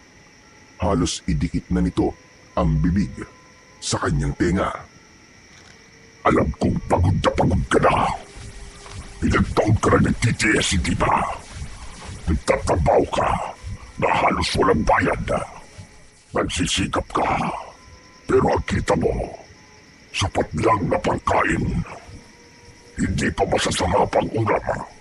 Pero ngayon, kapag tinanggap mo ang kapangyarihang ibibigay ko sa'yo, makakain mo na ang pinakamasasarap na pagkain. Karne o putahe sa buong mundo. Mamili ka. Ang manatili kang alipin o kung ikaw ang magiging hari ng lahat. Hari? Isang hari ba na nakaupo sa trono? Ginagawa ko naman yun sa Idoro araw-araw. Niloloko mo ba ako? Oo. Mukha ka naman kasing loko-loko eh. Itsura mo lang. Hindi mo maayos. Tapos aalukin mo pa ako na maging hari. Bakit? Ano bang gusto mong maging itsura ko? Ganito ba? Napatingin si Moises habang dahan-dahang nagbabago ang anyo ng nilalang. Sa harap niya, ang dating pangit na itsura nito na may maitim na balat at nanlilisik na mga mata ay unti-unting naglaho. Isa-isang bumalot sa katawan nito ang anyo ng isang matandang lalaki. Pumuti ang buhok nito, lumiit ang katawan at naging pamilyar ang muka. Sa ilang saglit lang, hindi na isang halimaw ang kaharap ni Moises, kundi si Lolo Nestor. Ang muka, ang postura, pati ang mata, lahat ay kahawig na kahawig ng kanyang lolo. Teka, ano to? Lolo? Ako nga, apo. Ako to, ang Lolo Nestor mo. Mahinahon ng boses nito at malambing. Hindi. Hindi ikaw si Lolo. Tumigil ka! Huwag mong gayahin ang lolo ko! Pero ito ang gusto mong anyo na pagkatiwalaan, hindi ba? Lumapit pa ito sa kanya. Akmang aabutin muli ang balikat niya. Ako nga ito. Maniwala ka sa akin, apo. Hindi ba't sa akin ka lumalapit kapag may mga problema ka? Apo, maniwala ka sa akin. Tanggapin mo na ang kapangyarihang ibibigay ko sa iyo. Pamunuan natin ang buong baryo. Kung mahal mo ko, makikinig ka sa akin. Tama na! Hindi ka ang lolo ko. Hindi ka si Lolo. Hindi ganyan magsalita ang lolo ko. At kahit kailan, hindi niya gagamitin ang pagmamahala namin para manipulahin ako. Umigil sa pagsasalita ang aswang na nagbabalat kayo. Bahagya itong lumayo sa binata. Unti-unti ay bumalik ito sa dati nitong anyo at boses. Sigurado ka bang ayaw mo maging hari? Ayaw mo maging makapangyarihan? Ayoko. Alam ko naman kung anong kapalit niyan eh. Hindi ko kailangan yan. Pero ano ka ba sa mundo? Isa ka lang wala. Parang basura. Isa kang binata na walang direksyon. Isang hamak na manggagawa. Habang buhay kang alipin kung pipiliin mong manatiling mahina. Nagkakamali ka. Hindi ako mahina. At hindi ako isang basura. May mga taong nagmamahal sa akin. May dahilan ng bawat araw ko. Hindi ko kailangan ng kapangyarihang galing sa'yo. Masama ka. Kampun ka ng demonyo. Napalingon sa kanya ang aswang. Humaway ito sa hangin at bigla na lang nagbago ang paligid. Nasa harapan na sila ng isang malaking mesa.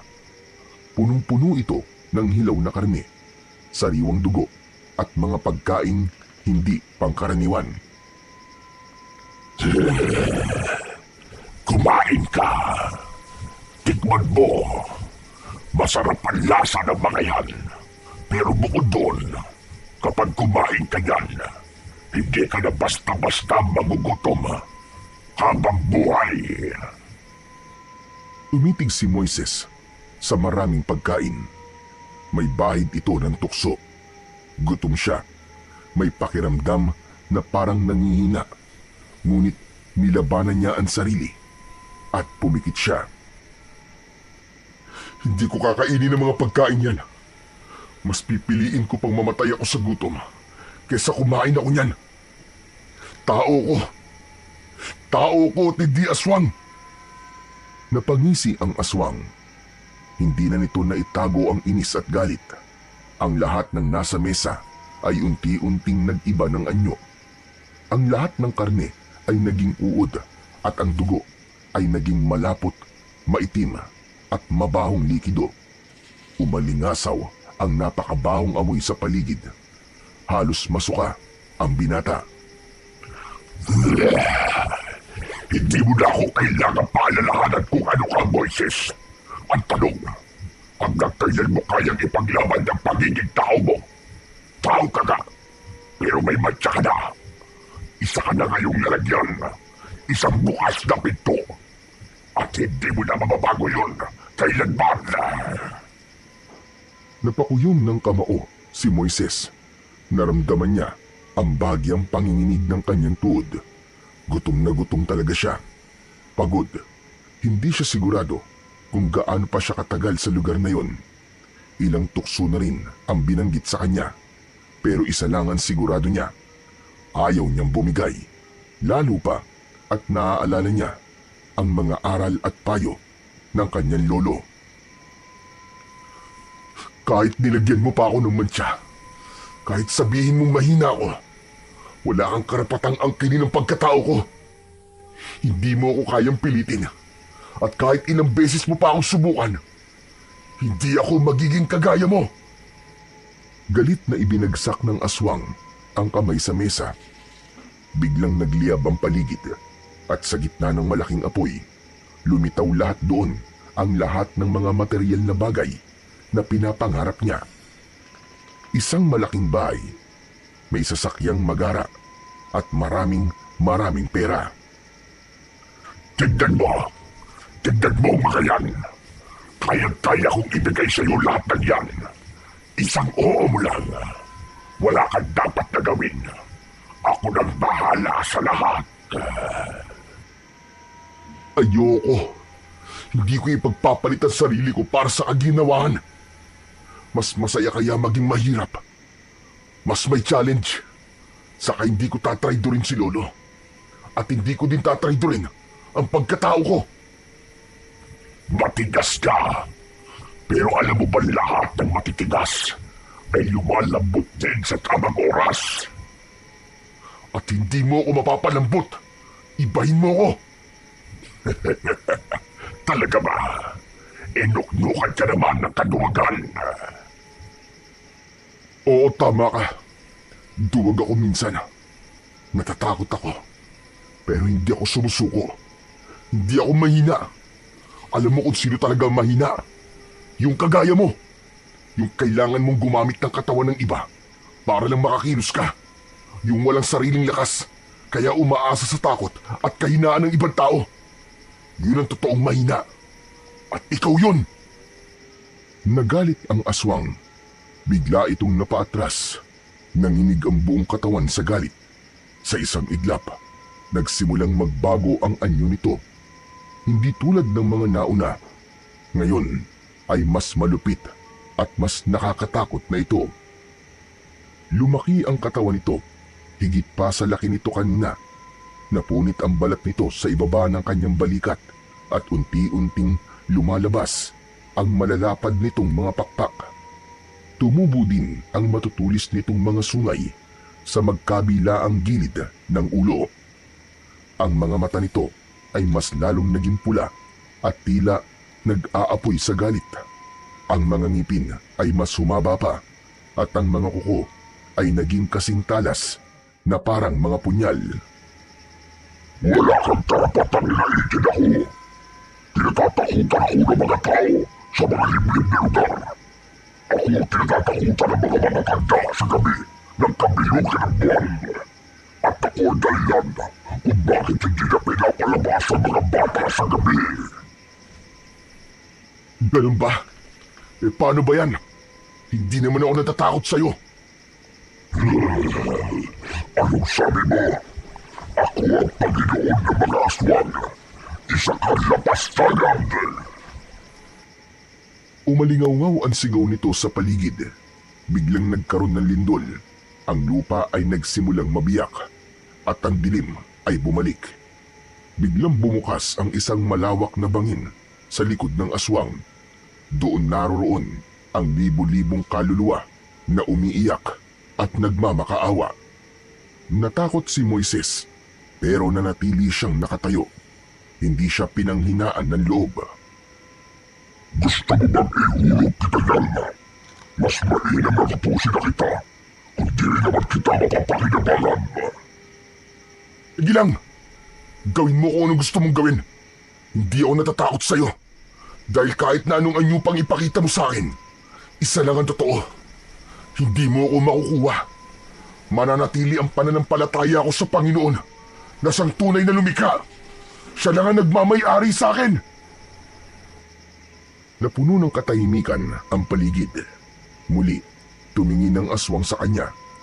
Hindi na ito makangiti o makangisi. Ang kanyang anyo, punong-puno ng galit at pagkadismaya. Matigas talaga ang ulo ng bata. Pero itong tatandaan mo, hindi kita kailangan pilitin. Darating ang tamang oras at ikaw na mismo lalapit sa akin. Darating ang araw na gugustuhin mong tapusin ang paghihirap na mararanasan mo at ako lang ang makakatulong sa iyo. Lumapit ang aswang. Inabot nito ang noo ni Moises. Ngunit sa oras na dumihit ang kanyang palad, may liwanag na biglang sumabog mula sa katawan ni Moises. Napaatras ang aswang. Napasigaw pa ito. Hindi niya kinaya ang liwanag. Hindi pa tayo tapos, Moises. Babalik ako. Hindi kita patatahimikin. Pagbabayaran mo ang lahat ng pag-iinsulto mo sa akin. Sa isang iglap, nawala na ang aswang. Pagdilat ng mga mata ni Moises, nakahiga na siya sa kama. Pawis na pawis. Mabigat ang dibdib, pero alam niyang nanalo siya, kahit pansamantala lang. Sa labas ng kwarto, ay may narinig siyang nagdarasal. Narinig niya ang boses ng kanyang lolo Nestor at ni Arong. Naramdaman niyang hindi siya nag-iisa. May mga taong ipinaglalaban din siya. At dahil doon, lumakas ang loob niya. Naisip niyang handa na siya anumang oras na bumalik ang aswang. Unti-unti siyang bumangon sa kama. Mabigat ang kanyang katawan. Parang pagod na pagod. Dahan-dahan siyang lumakad patungo sa pinto ng kanyang silid. Nangihina siya. Tapos ay kumakalampa ang kanyang sikmura.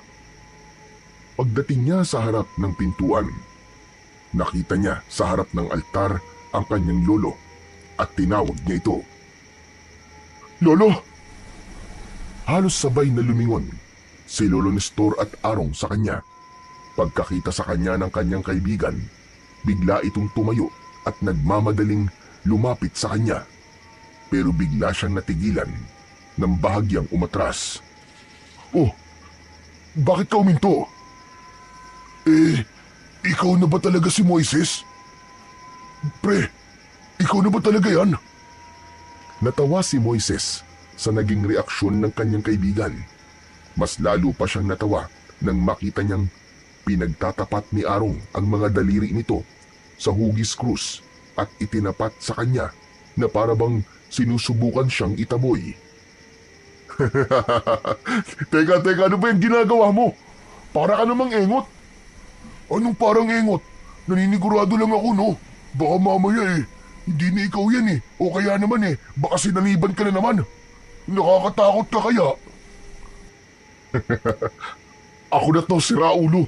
Kutungan kita dyan Nang sabihin yun ng binata, napatitig si Arong sa kanya. Tapos ay tumakbo papunta kay Moises at niyakap ito ng mahigpit. Bahagya pa nitong niyugyug ang balikat nito. Ikaw na nga, pre! Ikaw na nga talaga yan! Bakit? Ano ba sa akala mo? Si Raulo.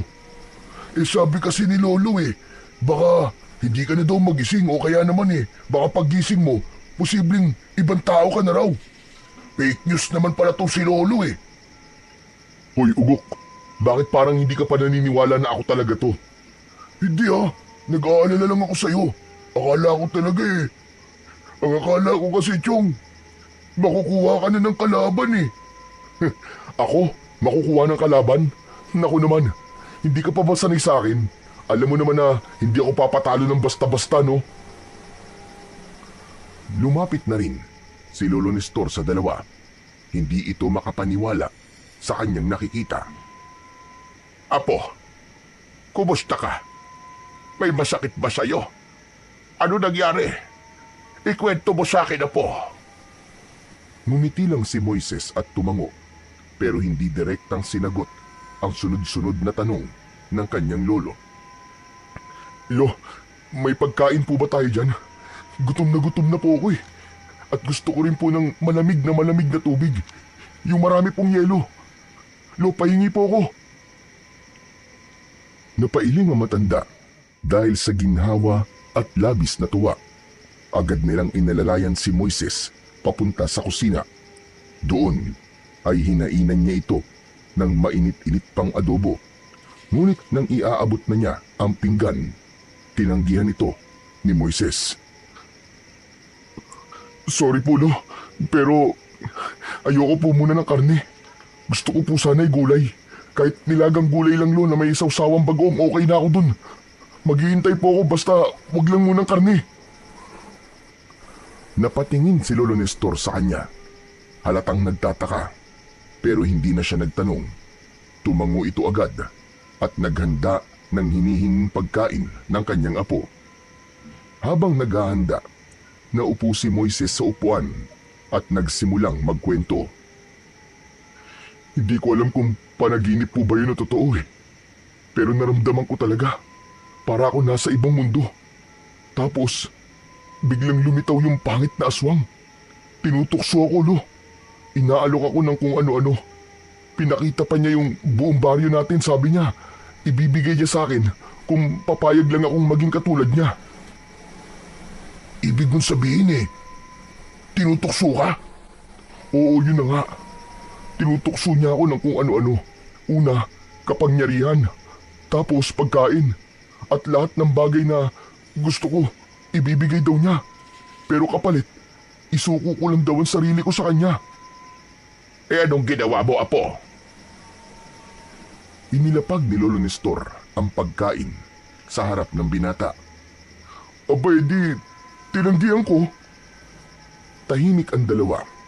Si Arong ay napatingin sa mesa. Tila hindi makapaniwala. Si Lolo Nestor ay naupo sa tapat ni Moises. Hawak ang isang baso ng malamig na tubig na inilapit sa kanya. Salamat po, Lolo. Anong sabi niya nang tanggihan mo siya sa lahat ng alok niya? Ang sabi niya po ay pagsisisihan ko daw. Tapos, babalikan daw niya ako. Kung ganun, hindi pa pala tapos. May rematch pa. Aba, ayos Tama na yan, Arong. Hindi oras ng biruan ngayon. Hindi tayo naglalaro. Kapag sinabi ng espiritong may kapangyarihan na babalik siya, tiyak yun. Hindi lang siya galit, kundi nasaktan rin ang kanyang pride. Anong gagawin natin, Lolo? Paano kung bumalik siya? Huwag ka mag-alala. Haharapin natin siya. Hindi ka namin iiwan ni Arong. Lalabanan natin siya, Apo.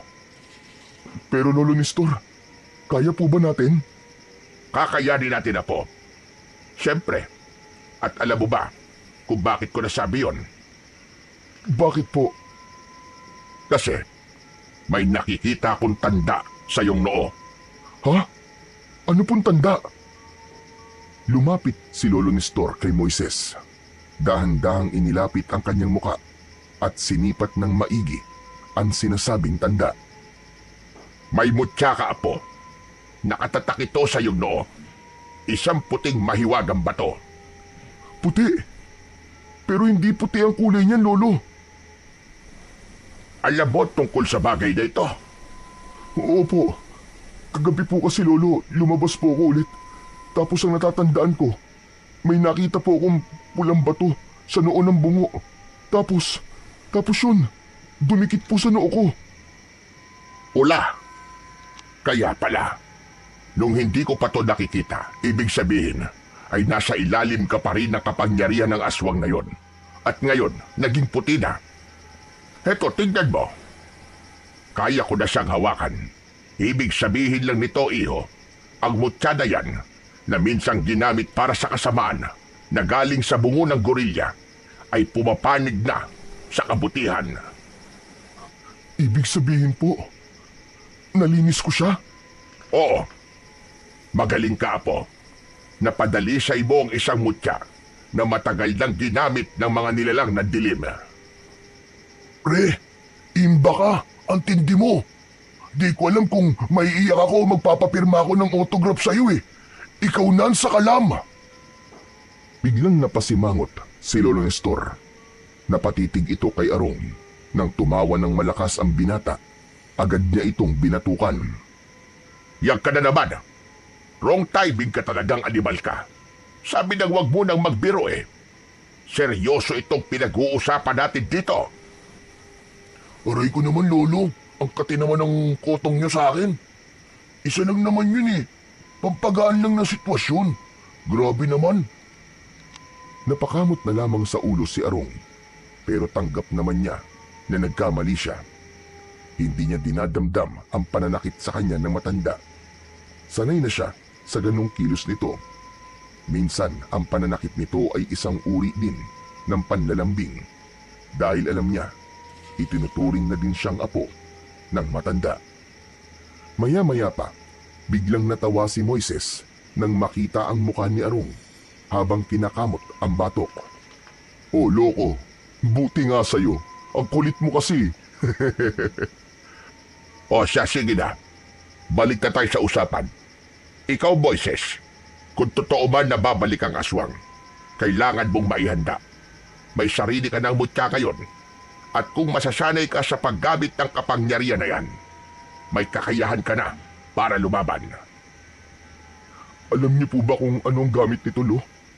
Kilala niyo po ba ang mutya na to? Hindi, Apo. Ang pagkakakilala ko lang sa kanya ay gamit yan ng mga sinaunang aswang sa mga ritual.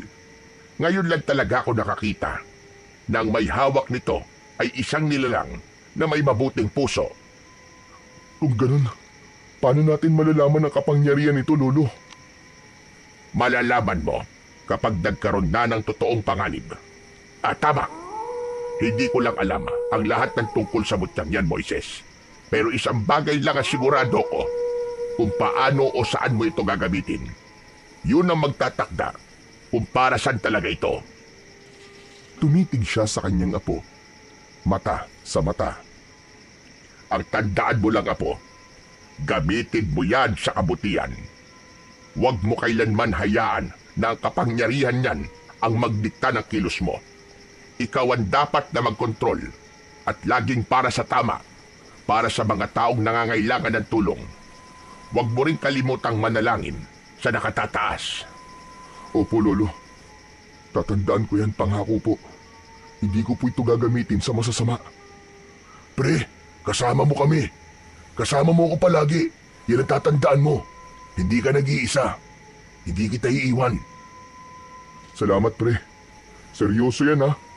Walang stiran, ha? Siyempre. Tropa tayo hanggang sa dulo ng mundo, no? Walang iwanan. Solid. Muling natawa si Moises. Mas magaan na ang pakiramdam niya. Masaya siya dahil sa tunay na samahan at walang palyang suporta ng pamilya at ng kanyang kaibigan. O siya, kumain ka na. At mamaya pagkatapos mo kumain magpahinga ka muna. Magsisimula na tayo maghanda pagkatapos. Dahil gaya ng sabi mo, bumalik ba ng aswang na yon, hindi tayo papatalo. Masiglang kumain si Moises. Kahit simple lang ang ulam ay busog siya. Hindi lang dahil sa pagkain, kundi sa pagmamahal at presensya ng mga taong nagmamahal sa kanya at minamahal niya. Tahimik siyang napangiti habang kumakain. Matapos yun ay tumayo na siya at nagpaalam. Pumasok na siya sa kanyang silid upang magpahinga. Hapon na nang muling nagising si Moises. Nagpasalamat ang lahat nang makitang normal na normal ang binata. Samantala, nang sumapit na ang gabi, nagpaalam na si Arong sa dalawa. Lolo Nestor, Moises, uwi na rin muna ako sa bahay ha. Ha? Uuwi ka? Akala ko ba'y dito ka matutulog? Huwag ka nang umuwi. Dito ka na para may kasama kami ni Lolo. Tapos, delikado pa sa daan. Baka mas delikado pre pag di ako umuwi eh. Sigurado sisermonan na naman ako ni nanay. Naku, parang naririnig ko na nga yung boses niya habang sinasabi yun eh. Kahit aso nga, pag nawawala, hinahanap eh, tao pa kaya? Naku, sigurado ko, magdamag, flip-flop battle yun. O di sige, ikaw ang bahala. O sige, mag-iingat ka na lang pre. Sige na, Arong. Mag-iingat ka. Sige po, salamat po lo. Dahan-dahan lang po ako sa pagdadrive. Pagkaalis ni Arong, bigla na lamang may naamoy sina Moises at Lolo Nestor. Isang malansang amoy na may halong asupre. May naramdaman silang mabigat na hangin. Pareho silang napatigil. Lo, naaamoy niyo po ba yun? Ang baho ah. Tumango si Lolo Nestor. Kapwa sila napatingin sa altar kung saan nakalagay ang bungo ng gorilya. Kitang-kita nila ang usok na tila nagpupumilit pumasok sa loob ng bungo. Pero hindi na tinatanggap ng bungo ang presensya nito. Maya-maya ay parang napagod na ito at sumuko. Lumayo na ito at nagpalutang-lutang sa hangin. Maya-maya ay tumapat ito mismo sa harap ni Moises. Ngunit sa halip na matakot, buong tapang siyang tumingin dito. Bigla na lang lumayo ang usok at tinungo nito ang pintuan. Lumabas ito hanggang sa tuluyang nawala sa dilim ng gabi. Lo, wala na siya. Umalis na. Tapos na ba? Hindi ko alam, Apo. Hindi ako sigurado. Ilang sandali lang ang lumipas. Bigla silang nakarinig ng isang malakas na sigaw. Saklolo! Tulungan niyo ako! Parehong naging alerto ang dalawa pagkarinig sa boses ni Arong. Hindi na sila nag-aksaya ng oras. Dinampot ni Lolo Nestor ang kanyang mahabang bulo na nakasabit sa dingding at lumabas ng bahay kasama si Moises. Bilisan mo lo! Bako na papano na po si Arong! Sinundan nila ang boses. Madilim ang kalsada, ngunit gamay na gamay ito ni Lolo Nestor. Maya-maya pa, nakita nila si Arong na nakahandusay sa kalsada. Ang kanyang motor ay nasa gilid, nakatumba at malayo sa kanya. Akala ni Moises ay nadisgrasya lang ito. Arong, ano nangyari? Pambihira naman, nasemplang ka ba? Hindi Moises, may aswang. Inatake ako ng aswang. Aswang? Sigurado ka ba? Oo pare, bigla na lang may humablot sa akin kanina nung pasakay na ako sa motor. Huminto kasi ako para umihi. Lolo, posible po ba? Oo, Apo. Kung nakakita ang kaluluwag yon ng isang tao katulad niya na may maitim na budhi at di nalalayo sa dati niyang katawan at pag-uugali, madali lang niya itong masasaniban. Nang ganun kabilis, Lo? Akala ko po ba Tulad ng sabi ko, kapag nakakita siya ng taong katulad niya nung nabubuhay pa siya, madali lang niya itong masasapian. Dahil tinanggihan mo Moises ang mga alok niya, lumipat na ito sa iba. Naghanap ng bago niyang magiging sisidlan. Lolo Nestor, anong ibig niyo sabihin? Yung sumanib kay Moises? Yung umatake sa akin? Lolo Nestor, nakakatakot. Ang laki niya at ang lakas. Buong lakas akong hinila kanina.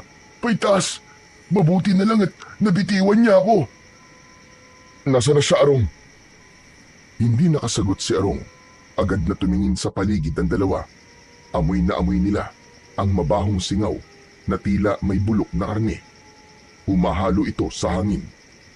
Andito pa siya. Naaamoy ko pa ang aswang. Lumabas ka dyan! Magpakita ka sa amin! Huwag kang duwag! Magpakita ka! May ilang segundong katahimikan hanggang sa may narinig silang mabigat at malalim na ungol. Mula sa gilid ng madilim na bahagi ng daan, unti-unting lumitaw ang nilalang. Ang liwanag ng buwan ay tumama sa kabuuan nito. Kitang-kita ni Moises ang aswang at napagtanto niyang ang aswang na tumutukso sa kanya at ang nasa harap nila ay iisa. Ayon sa itsura at sa tindig nito. Ikaw? Oo, ikaw nga yun. Hindi ako maaaring magkamali. Hindi ba't sinabi kong babalik ako at hindi kita patatahimigin, Moises? Akala mo ba ay ligtas ka na? Papatayin kita! Hindi kami natatakot sa'yo, Diablo Buangka. Hindi mo masasaktan ang apo ko. Ngunit ngumiti lang ang aswang sa sinabi ni Lolo Nestor. Isang ngiting tila nanunuya. Tignan natin kung hanggang saan ang tapang niyo. Pagkasabi nun ay bigla itong tuminala at nagpakawala ng isang malakas na halakhak. Pagkatapos ay bigla nitong ikinampay ang malalaki nitong pakpak. Kumalat ang alikabok sa paligid at kinailangan pa ng tatlo na takpan ng kanilang mga mata saglit. Lumundagan nila lang, mabilis at maliksi, at sa isang iglap lang ay nasa tuktok na ito ng puno. Mula roon, isa-isa niyang tinignan ang tatlo na parabang minamaliit. Agad na inihanda ni Moises ang sarili at si Lolo Nestor. Agad nang nakaamba ang kanyang hawak na bolo, parang isang katipunirong handang-handa na sa laban. Nakakatawa kayo. Akala niyo ba ay kaya niyo ako? Pare-pareho lang kayong mahihina. Mga walang kwenta nila lang. Hindi niyo ako kaya. Humanda kayo. Dahil mula sa gabi ito, mag-aasikaw na yagin sa baryo ito. Lahat ng tao dito, gagawin kong aswang. Hindi kami papayag sa gusto mo mangyari. Saka pwede ba? Bumaba ka na nga dyan. Payabang ka pa eh. Di naman ako naniniwalang malakas ka. Ako nga, di mo na kayang makuha eh. Patawa ka. Bumaba ka dyan nang makita mo ang hinahanap mo. Biglang bumaba ng mabilis ang aswang. Halos hindi nakita ang galaw nito sa sobrang bilis. Tumigil ito sa harap mismo ni Moises. Tumitig ito sa kanya. Halos dumikit ang ilong sa ilong. Sinuwerte ka lang. Pero alam mo bang pwede ko ulit gawin yun? Babalik ako sa iyo, Moises, ng paulit-ulit. Tinignan ni Moises ang aswang ng mata sa mata. Subukan mo, pero hindi mo na ako kaya ngayon. Hindi mo na ako matatakot. Ngayon pa ba? Ngayong nalinis ko na ang mutya. Ang mutya na dati ginamit ko sa kasamaan. Ngayon ay nasa kabutihan na. Hindi mo na ito magagamit para mapasok ang katawan na hindi mo kauri. Kala mo ba? Tapos na lahat, Moises. Ang mutya, kahit paano liwanag ang ipakita niya ngayon, madali lang yung tuwihan. Tao ka lang. At alam ko kung anong meron sa mga tao. Ano? Pahingaan. Kasamaan ang iba pa. Pag nagkasala ka ulit, kahit konti lang, sisingit ako. Dudumisan ko ulit ang mutya mo. At sa oras na mangyari yun, babalik ako. At sa pagkakataong yun, Moises, wala ka ng kawala. Oo, tama ka. Tao lang ako. Nagkakamali. Natatakot, nangihida. Pero hindi ibig sabihin nun ay isusuko ko na ang sarili ko sa dilim. Kaya kong bumangon. Kaya kong lumaban. At hindi ko kailanman gagamitin ang mutya sa masama. Gagamitin ko to para protekta ng mga taong mahal ko at para itama ang mali. Kung ganun, Kung hindi na talaga kita mapapakinabangan, ibalik mo na lang sa akin ang mutya. Ano ako sira? Tsaka hindi na babagay sa iyo ang mutya na to. Tumahimik ka. Akin na ang mutya. Planong atakihin ng aswang si Moises, pero bigla siyang naunahan ng binata. Isang malakas na suntok ang pinakawalan nito at tumama yun sa panga ng aswang. Sa gulat ay bigla na lang napangisi ang aswang, pero halatang nasaktan ito sa lakas ng suntok na tumama sa kanyang muka. Nang makabawi ito, bigla siyang tumalikod at muling ikinampay ang mga pakpak. Ngunit sa pagkakataong ito ay tila may kasamang apoy ang kanyang pagkampay. Maya-maya pa, habang nagpapatuloy ito sa kanyang ginagawa, may mga lumabas na mga aninong gumagalaw, parang mga maliliit na nilalang na wala namang tiyak na anyo. Puro itim, puro anino. Pinalibutan nila sina Moises, Arong at Lolo Nestor. Hala! Ano ang mga yan, Lolo? Mga anino, mga alagad nila. Huwag kayong matakot. Huwag kayong matitinag. Lolo, ito na siguro yun. Masusubukan na natin ang kapangyarihan nitong mutya. Oo, iho. Tama ka. Subukan mo na. Damhin mo ang iyong mutya.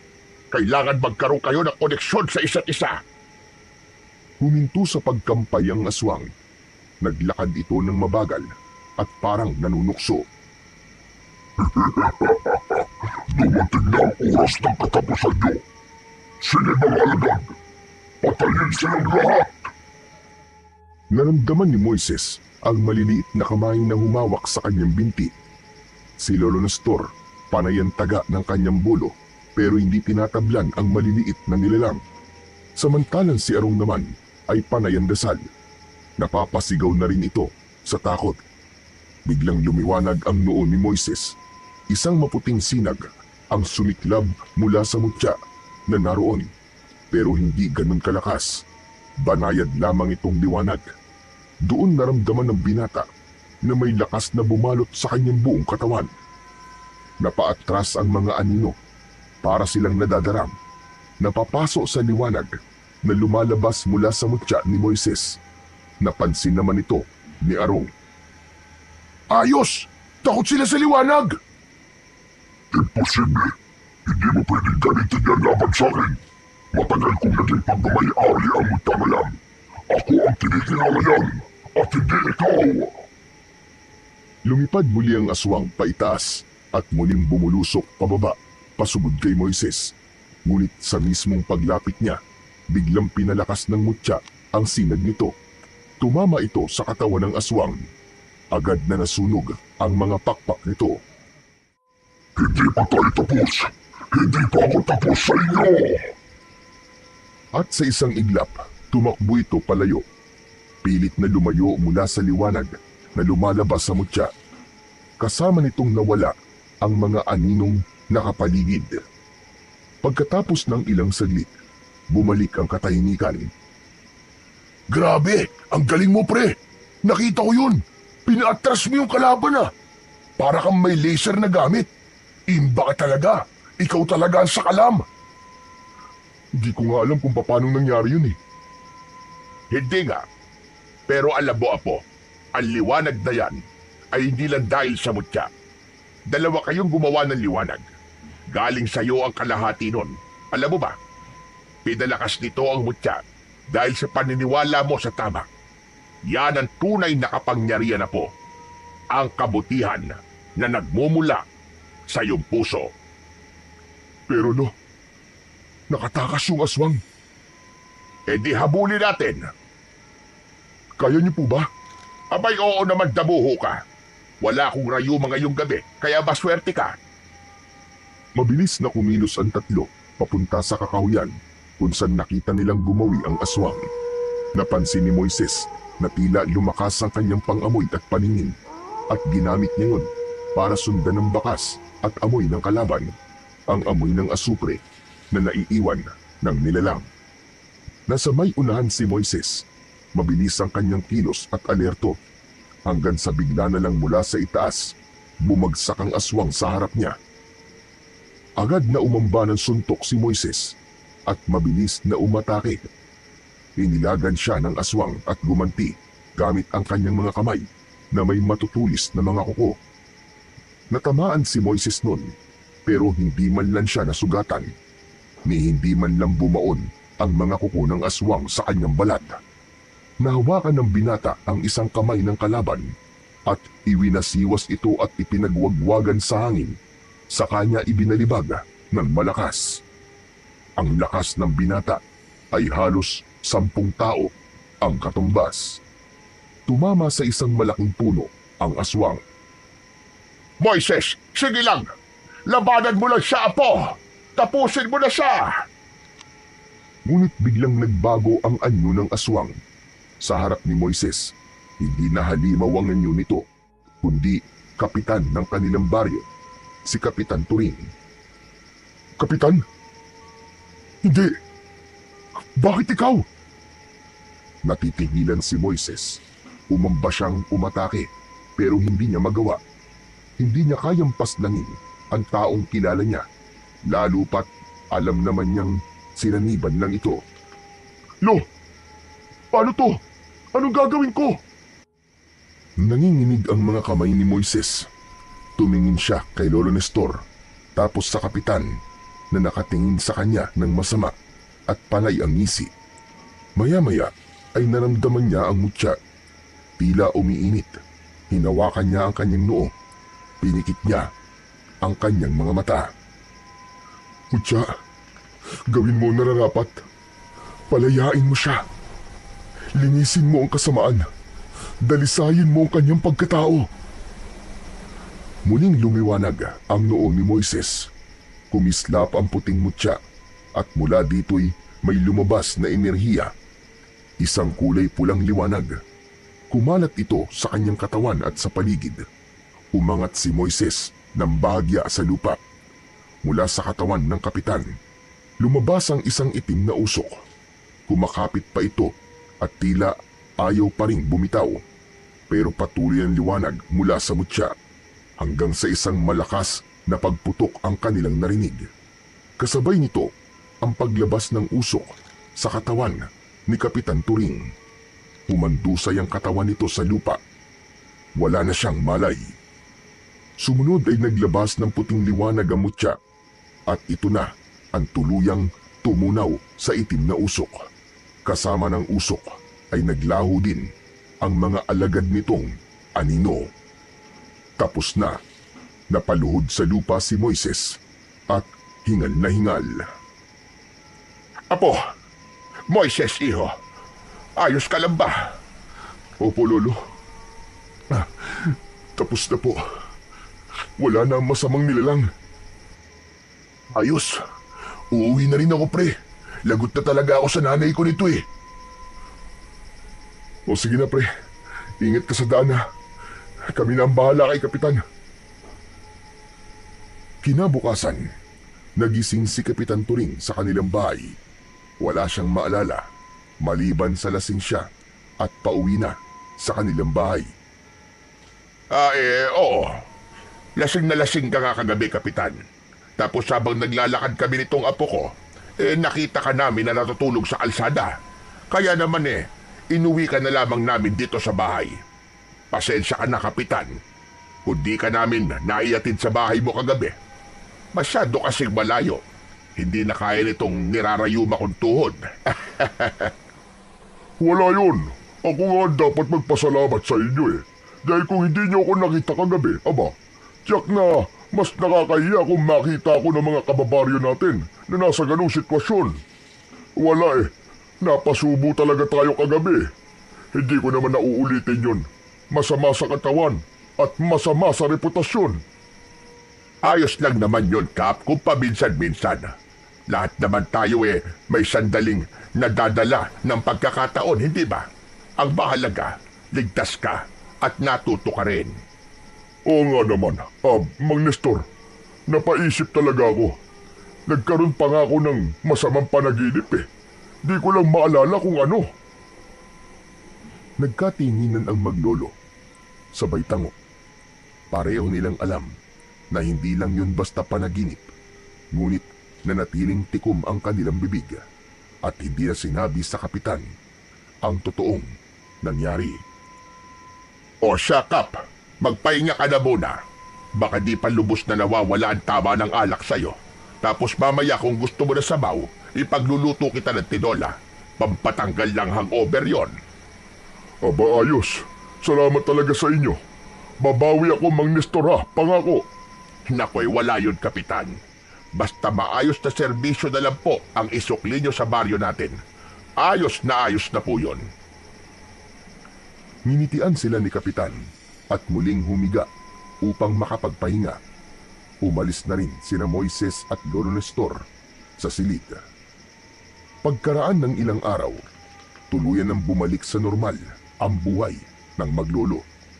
Isang umaga, habang sumisipsip ng mainit na kape si Lolo Nestor, ipinakuha niya ang kahon ng mga agimat kay Moises. Iho, ito na ang tamang panahon. Dahan-dahang hinubad ni Lolo Nestor ang kanyang suot na kwintas na may mutya at inilagay ito sa loob ng kahon. Sa wakas, ay makakapagpahinga na ako, Apo. Makakatulog na ako ng mahimbing at makakapaglakad-lakad ng walang iniisip. Masaya ko na may papalit na sa akin. O heto, ipinapamana ko na sa iyo ang lahat ng ito. Ingatan mo sana ang lahat ng ito, Apo. Opo, Lolo Nestor. Pangako, iingatan ko po ang lahat ng yan. Pero Lo, huwag ka munang mamamaalam ha. Mag-enjoy ka lang dyan. Ako pong bahala. Sagot kita. Abay, syempre naman. Ikaw talaga. Hindi pa ako mababatay. Huwag ka mag-alala, Lo. Itutuloy ko po ang lahat ng nasimulan ng ating lahi. Mula noon, nakilala na sa kanilang baryo at sa mga karatig lugar si Moises bilang isang magaling na albularyo. Hindi lang lakas at bilis ang bigay sa kanya ng mutya. Nagkaroon din siya ng matalas na isipan at bukod tanging kakayahan sa paghihilot at pagpapagaling. At syempre, hindi siya nag-iisa. Si Arong, ang kanyang matalik na kaibigan, ay naging katuwang niya sa lahat ng yun. Bagamat hindi biyasa sa mga ritual o paggamit ng agimat, tumutulong siya sa paghahanda ng mga gamot at pag-aasikaso sa mga taong nagpapagamot. Sa huli, naging inspirasyon si Moises sa buong baryo.